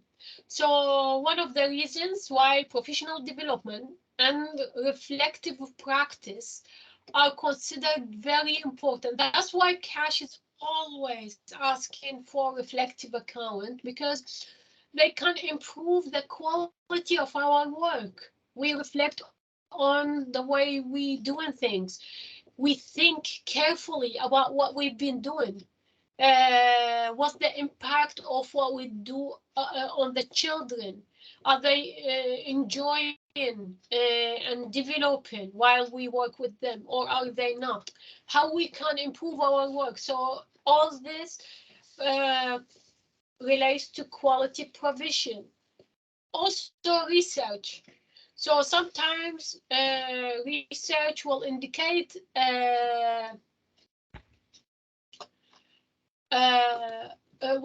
what? Will indicate the ways of working with children are particularly important. So this means that for us, when we reflect and research foreign examples, will give us more knowledge, will show us that the young children or babies will need more stimulation. Their brain is developing, so we need to keep finding another activities. We research for another ways of doing certain things for the child to develop. So when we do the reflective account, it's very important because the professional development. Why? Because we do lots of research as well. Also policy. So the way we work with children can be also changed because the government policy. This includes changing that are made to statutory frameworks. An example of that, such a change is that now the legal requirement for all the children to have key person for in the setting is really important. Before that, it wasn't like that. All the child carers can work with all these children. Now there is a key person in the setting, which is you, of course, and the key person specifically work with specific children. So that the policies has been changing, and the influences from the work of other earlier educators. What is the influence? So they might show you different way of doing certain activities. Maybe they will teach you or influence you to do things in a certain way.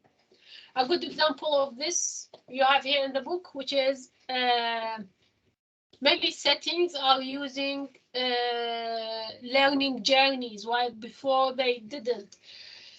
So what's learning journeys? We've spoken about it, is where you write all the information about the child progression and your observations. And we copied this from New Zealand. They started it, we start doing it after them because we thought it's a very good idea. So we were influenced by New Zealand. It's very important. Why? Because if it is good practice, we all need to copy it. Yeah. Also, social changes. What type of changes? So sometimes we have to keep our knowledge up to date. So that's why we need professional development. So for the social changes, the society are developing, the people are developing, many aspects in the society are changing. So that's why we need to lots of mothers, like here in the book it says lots of mothers are returning to work, while before mothers used to be homebound, like sitting at home to take care of the babies. So now they start working. So all these social changes affecting the way we work. So we need to keep our knowledge up to date. Why? Because the society is changing. Also for personal interest. So as a professional, for me, I like to develop myself. You can't just stand sitting and the whole world is changing. You need to, for me as a personal interest, I need to continue my professional development, so I can develop myself, reflect on the changes has happened in the policy. Also, many personal reasons, like every person should engage in a professional development. Firstly, good for us, gain more skills. Also, we can follow something for our interest, like I want to be a manager, I get more training to be a manager. I want to be a childminder, I get more training to be childminder. So you follow your personal interest, you develop your skills, follow your motivations, whatever you have motivations, and follow them.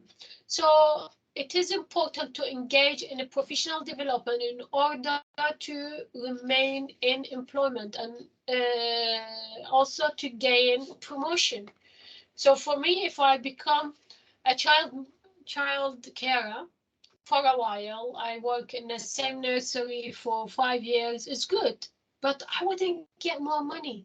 So to get better salary, to gain more achievement for yourself, I go and maybe study level 5 childcare, become a manager in the nursery, or maybe become an owner. So all this is very important. You need to keep developing yourself.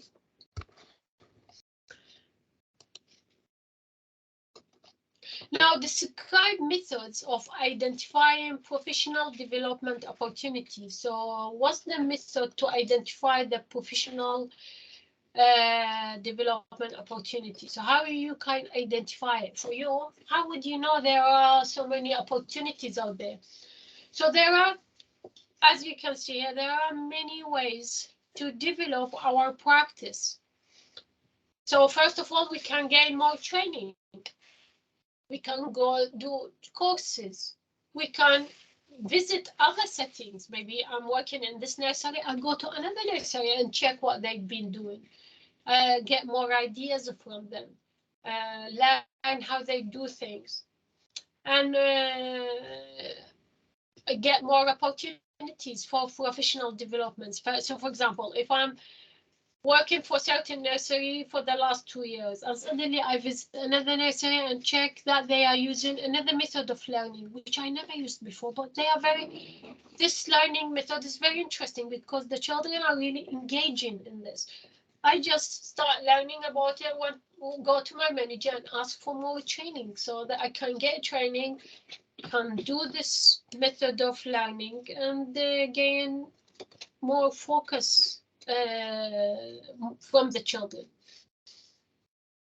So also there are several methods where you can work which next step of your professional development and how can you do it. First of all, there is peer observation. So for me, I've been doing my job for, let us say, 5 years. I've been child carer for 5 years in the same nursery. Then I wouldn't know if I need any personal development, if I need some more training, I'll be lazy. While if I do peer observation, one of my colleagues will observe me. Then she will look at my performance and say, Lana, you know you can do this in a different way. And then she will tell me how to do it better. Then I might go to my manager and ask for training. Feedback is very important.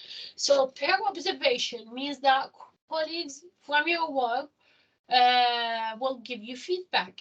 For peer observation to work well, it is important that you must trust this person and who's observing you. So you can't just get observed by a person which you don't even talk to in the nursery and you think, okay, her ideas are amazing. No, you need someone who you trust, maybe your manager, maybe supervisor, maybe one of your colleagues which you really trust. So why? Because feedback is a bit sensitive. Like someone tells you your performance is awful, for example, you will be very sensitive to that. You will be very annoyed and angry. While if this person you really trust that they have the knowledge, they want to help you, then you wouldn't find it offensive. You will be like, yes, true, I need to think about that. Thank you. I'm going to do training to develop this area of my performance. So person observation in any area might focus on interaction with the children to support the children. Some settings have developed peer observation sheets. So depends on your nursery. Maybe you have this peer observation sheet, or maybe you can create it yourself. So just to provide you with feedback, what's the advantages, what's the disadvantages of the peer observation. So the advantages of the peer observation is that first of all, you will have lots of information from a person you trust about yourself, which you need to develop. Then, if you're really honest with yourself, you can take this further, go to your manager and ask for more training to develop yourself, which is really good for your performance. Also, we have appraisal, so peer-to-peer observation or appraisal. The appraisals, it is good. Normally, lots of companies, they do it at the end of the year. So end of the year, your manager, or the beginning of the year, the manager will be starting with you appraisal, saying, what did you learn? What did you find it good, bad? What do you think training you need? All these are questions. What's your strengths? What's your weaknesses? So all these questions your manager will ask, and then you discuss it together, and he will write or she will write notes. So it is good practice for earlier setting for the employer to have this appraisal every year. Some cases they do it twice a year. Like, let us say you ask for so many things to do or to change or to get a training for. So maybe sometimes the manager will do it twice a year rather than once a year, and then we can check on the progress of these areas.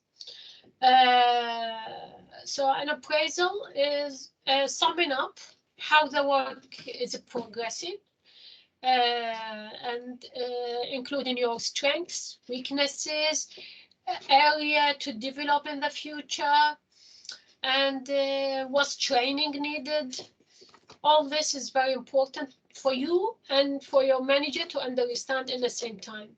So the appraisal process usually include observations of your work, as well as opportunity for those working with you to make comments about your performance. So anyone who's working with you as well can make comments about your performance. And the key features for the appraisal is that your comments and thoughts about how your work is going. Like, for me, my manager wouldn't come and sit with me without asking me how I feel about the setting. So they will ask me about how I feel about the setting. What do you think needs changing to make your job easier, make your job better, make you happier in the settings? So all this you will be asked by your manager when you do the appraisal with them. And how they can improve the setting to make your life better there. So the appraisal, it works both ways for the employer to know more about you and know more about what do you want them to change in the nursery, and also for you to know more about what the manager can do to make you happy in the nursery as well, and for you to get all the training you need to do your job. It's not moving.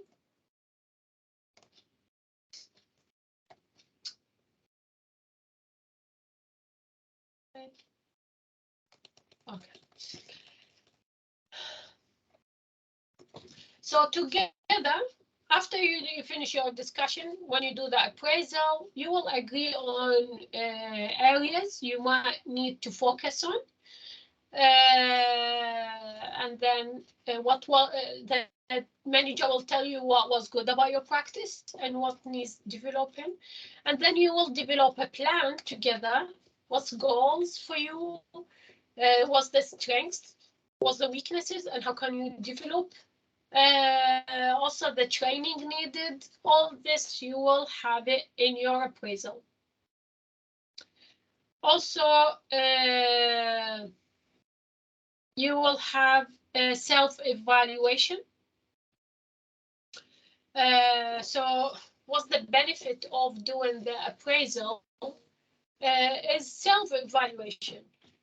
So for you, not only getting the training, you need to evaluate what you've been doing, and the way you think. So the professional development also can be helpful to you because you review your own practice, you evaluate your strengths, your weaknesses, what you've been doing well, what you've been doing wrong, and how can you improve yourself. So it is very, very important to do the professional development as well for you, for your own sake.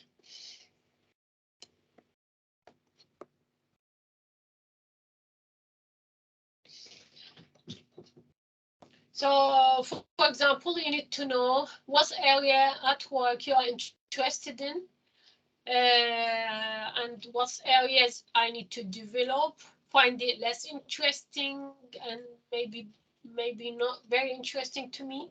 So I know at least myself. And also I need to know what areas of work I find it stressful and a bit hard, so I can get more training. And also what curriculum area I feel I'm less confident in observing and assessing that area. So all this knowledge I gain, and also what age group I find the most challenging, difficult to work with, and what would I would like to be working in the future. What additional knowledge do I need? Am I doing well in my job or not? All this is very, very helpful. Now, summarize theoretical perspectives or on reflection in relation to professional development. So, what's the theoretical perspectives on reflection in a professional development? First of all, we have theory for called learning cycle. So what is this learning cycle all about? So let us see here, what's his learning cycle? First of all, we need concrete, where it is.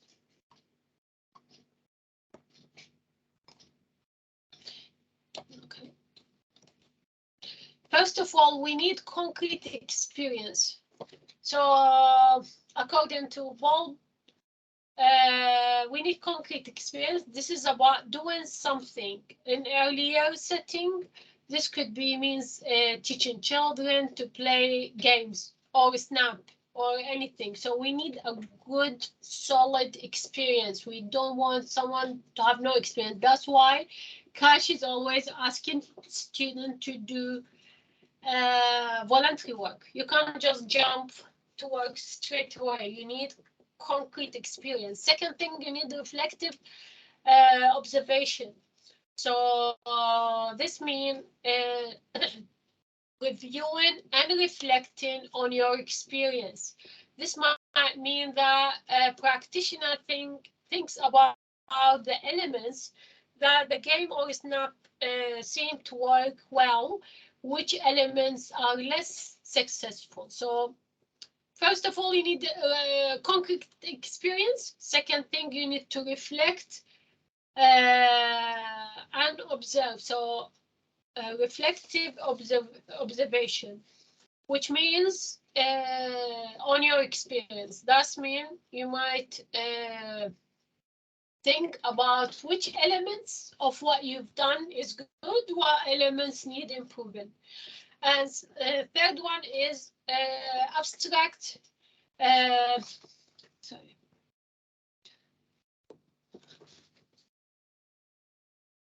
Yeah, so abstract constitution. This is about developing new ideas. So for us, I don't need to monitor my performance only. I need to think about developing new ideas. What's going on? So first of all, you observe what you've been doing. Then I need the new ideas to develop what I'm doing as well. So for example, about the games or snap, it might mean that I we decide to use pictures on the cards to make the child more attracted to my games. So more new ideas, and then effective experimentation. What does this mean?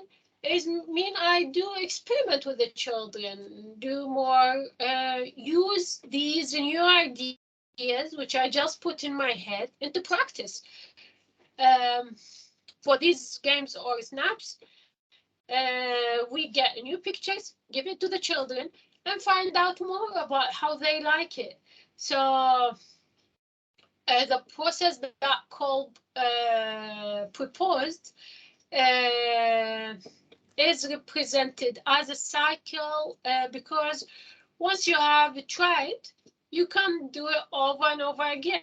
So first of all, you need to know to have a concrete experience. Second thing, you need to reflect on your and observe and reflect. Third thing is you need the new ideas, and the fourth one, you need to experiment with these ideas.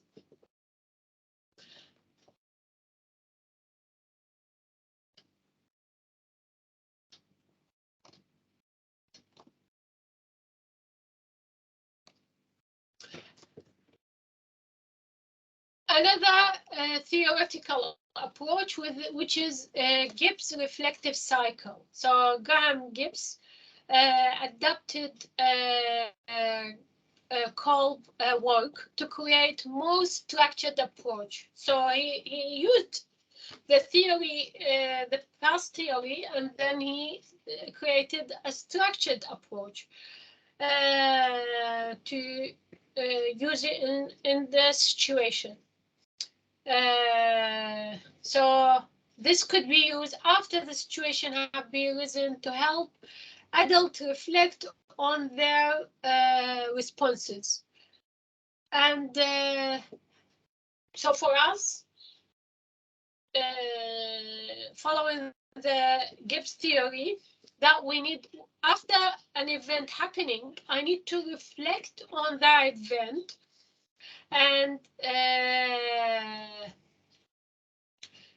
then come up with a conclusion. What did I do right? What did I do wrong? Conclusion, next time I'm going to do this, this, this. So I need to come up with a conclusion for further activities, for future activities.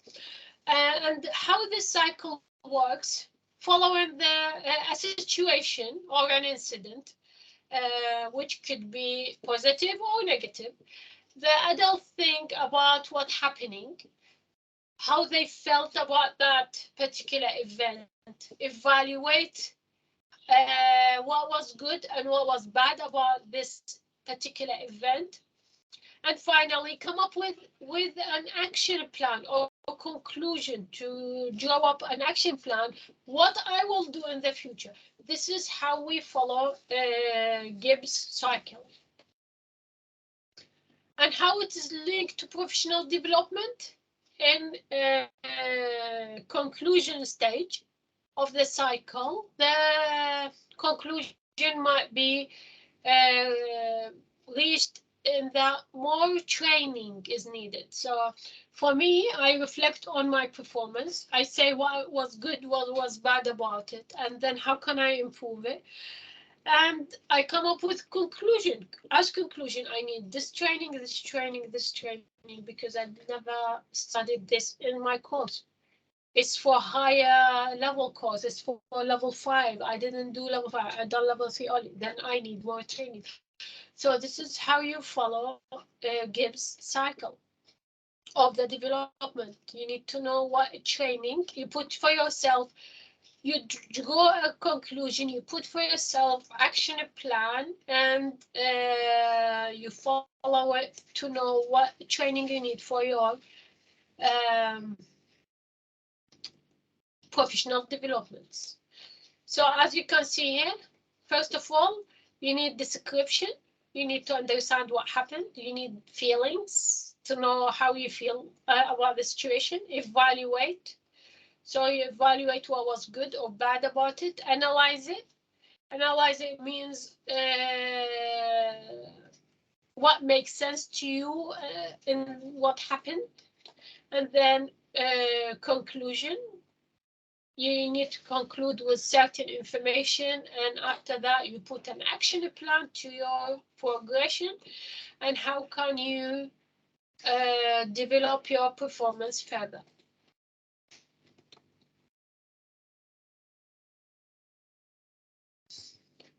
Now develop a curriculum.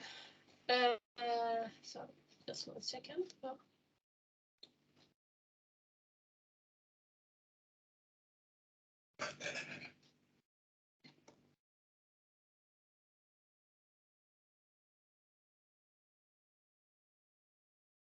Okay, so how can you develop your CV? Do you know how you can develop your CV?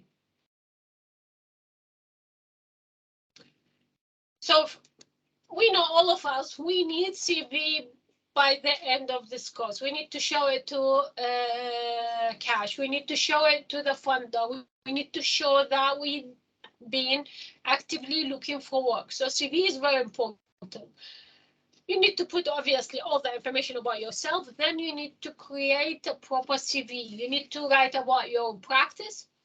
What job have you worked in the past? What job are you looking for in this moment? You need to write about your description about yourself, what you're good at. You need to sell yourself. So creating a CV is very important. First of all, you need the personal information. So you need full name, date of birth. Well, in a normal CV, nowadays I wouldn't really recommend putting date of birth, but for that, to answer the question, put date of birth. But normally people wouldn't put their date of birth in to avoid discrimination. Why? Because some people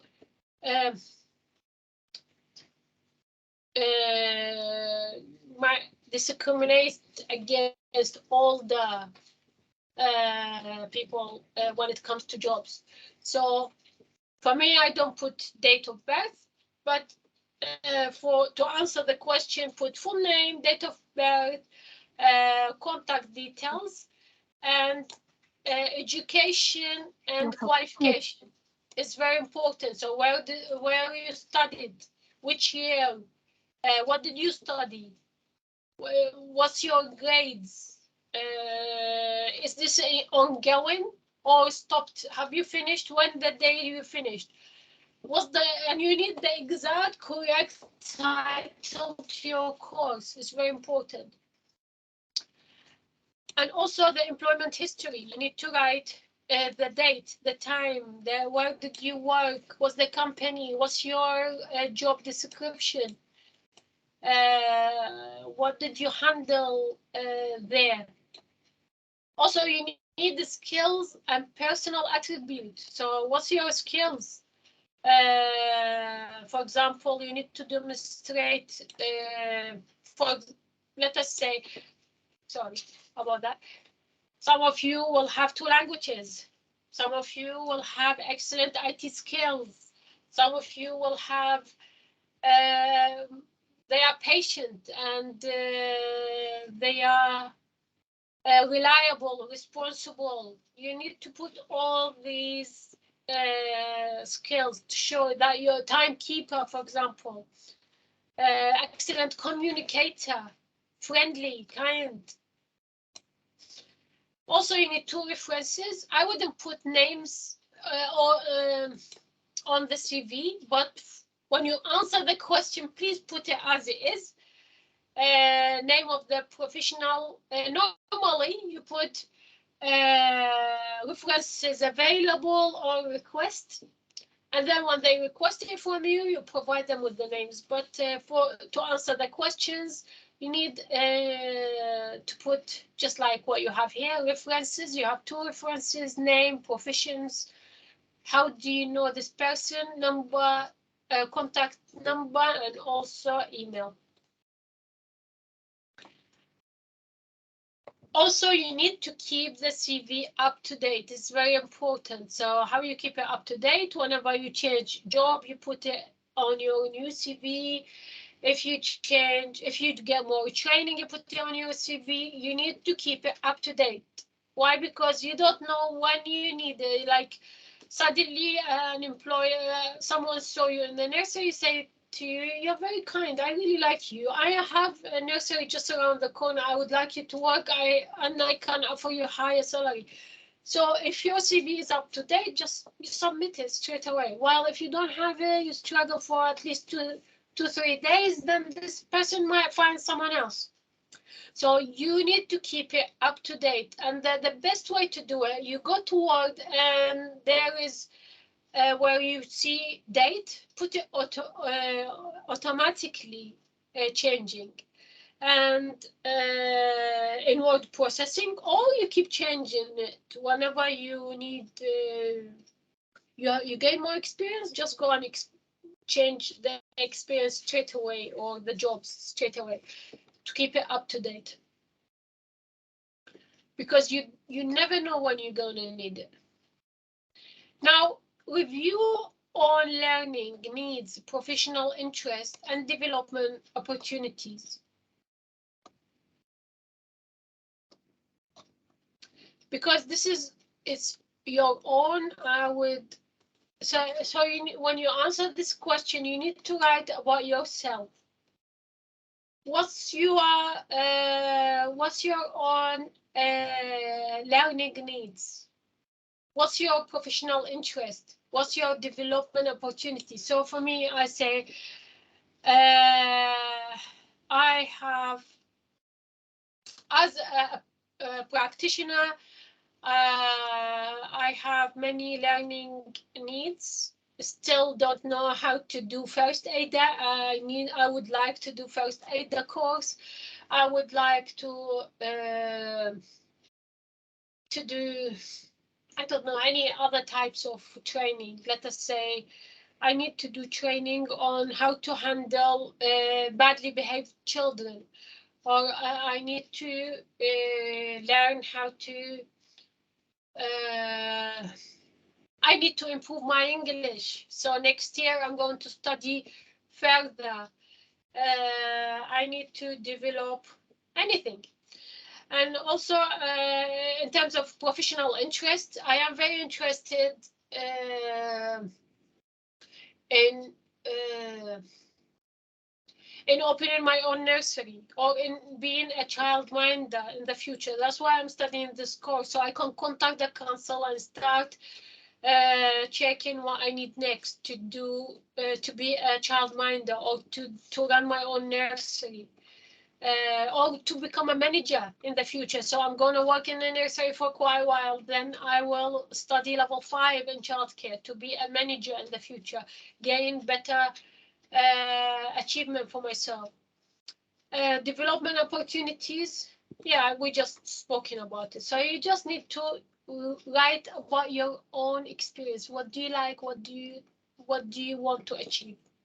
Now explain how effective practice leads to improved ways of working. So when you reflect on your own, when you do the reflective account, how it will improve your ways of working. So if I go there, 3.7.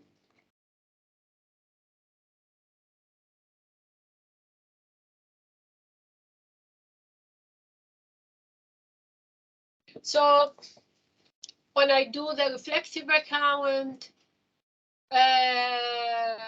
that will improve my, will have key benefit. Why? Because I will know what I'm doing correctly, what I can improve it in the future because I'm not doing it correctly at the moment. Then I can ask for more training. Also, I can see what aspect of my work consider responding to certain situation, and how can I improve that situation for the children and for myself. Necessary to explore ways of working. Also, I can gain more training. I can ask for my manager to suggest them to help me in certain ways to improve my practice.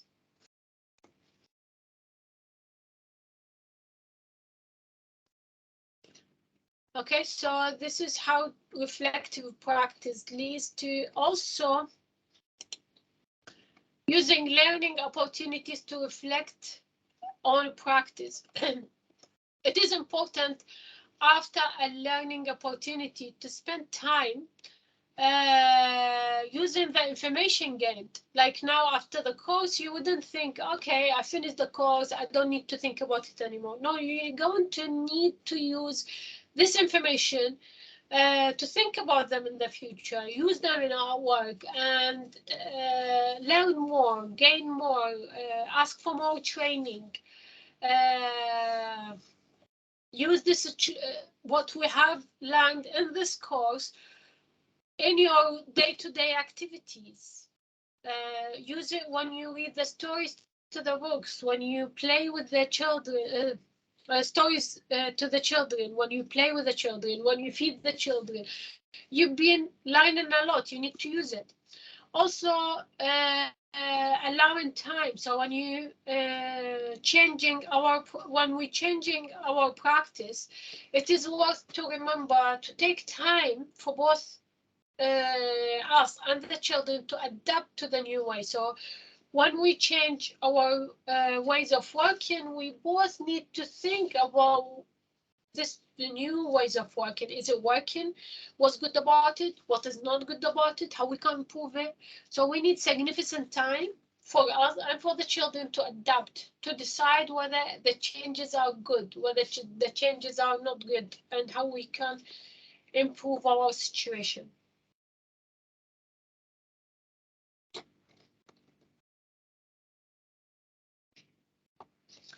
Now, record process in relation to personal development. How we can record the process in relation to, for us, it's very important to, like I talk about myself, you talk about yourself as well. Say, for me as a practitioner, recording my personal progress is very important.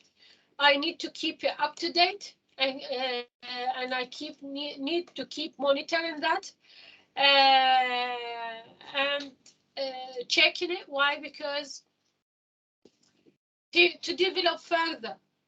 So for me, I use any website I can find. I do research on Google. I record all the information I get, and whenever I find it, whether it's from advice by my manager or from a website, I use the information to create my own personal development plan.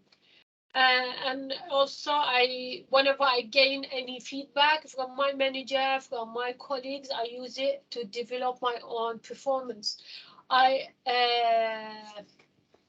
So if they ask me to write any reflective account, I always ready. Why? Because I have so many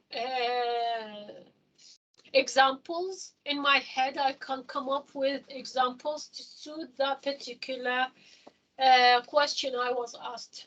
So it is very important to write about your own practice. That's why we ask you to do the reflective account. So for us now, we finished level 3 childcare. All we need now today please, please, please, from today, you go and focus on these 2 units. Leave whatever you haven't submitted. Focus on this because everything is still here. The information is still here. Do this fast because they are very easy. Very easy. I know it's a bit long, but the questions are all very simple. It relates to your own day-to-day activities. Get this done. Next week, I will send you a sample for the reflective accounts that I need you to write. It is for all these units, 5 units, reflective account, like 3 questions, something like this from every unit. I put them in sheet, send it to you. What do? You read this question and write a paragraph on the sheet. You don't need to write the information underneath the question in the reflective account. The reflective account this time is different. I need you to write paragraphs. So first paragraph is about the first question. Second paragraph is about the second question. Third paragraph, third question. Just write about yourself. Say, as a practitioner, I do this to do. And my manager is just, you write about your own practice. In paragraphs, send it to me. I mark it if it is all correct. Hopefully we finished. And then I will, as I told you, I will submit your work once it's done, all done, to the quality manager. If she is happy with all, she will submit it to Cash. If she still have something to say about any unit, I will get straight back to you and tell you, can you change this point, this point, this point? You might not even have anything to change, which is good. But if she wants to change anything, I'll get back to you. That's why I want you to submit all your work very fast. So we have time still to reflect on the work. So if we have anything wrong, the quality manager will tell me before she submitted to Cash. I don't want Cash to come and check the work and think, oh, this is not good, this is not good. No, we need to check it, double check it. I check it, she check it, she will check it. And if it's all good, hopefully we're done. And you're moving from level 2, from level 3. After that,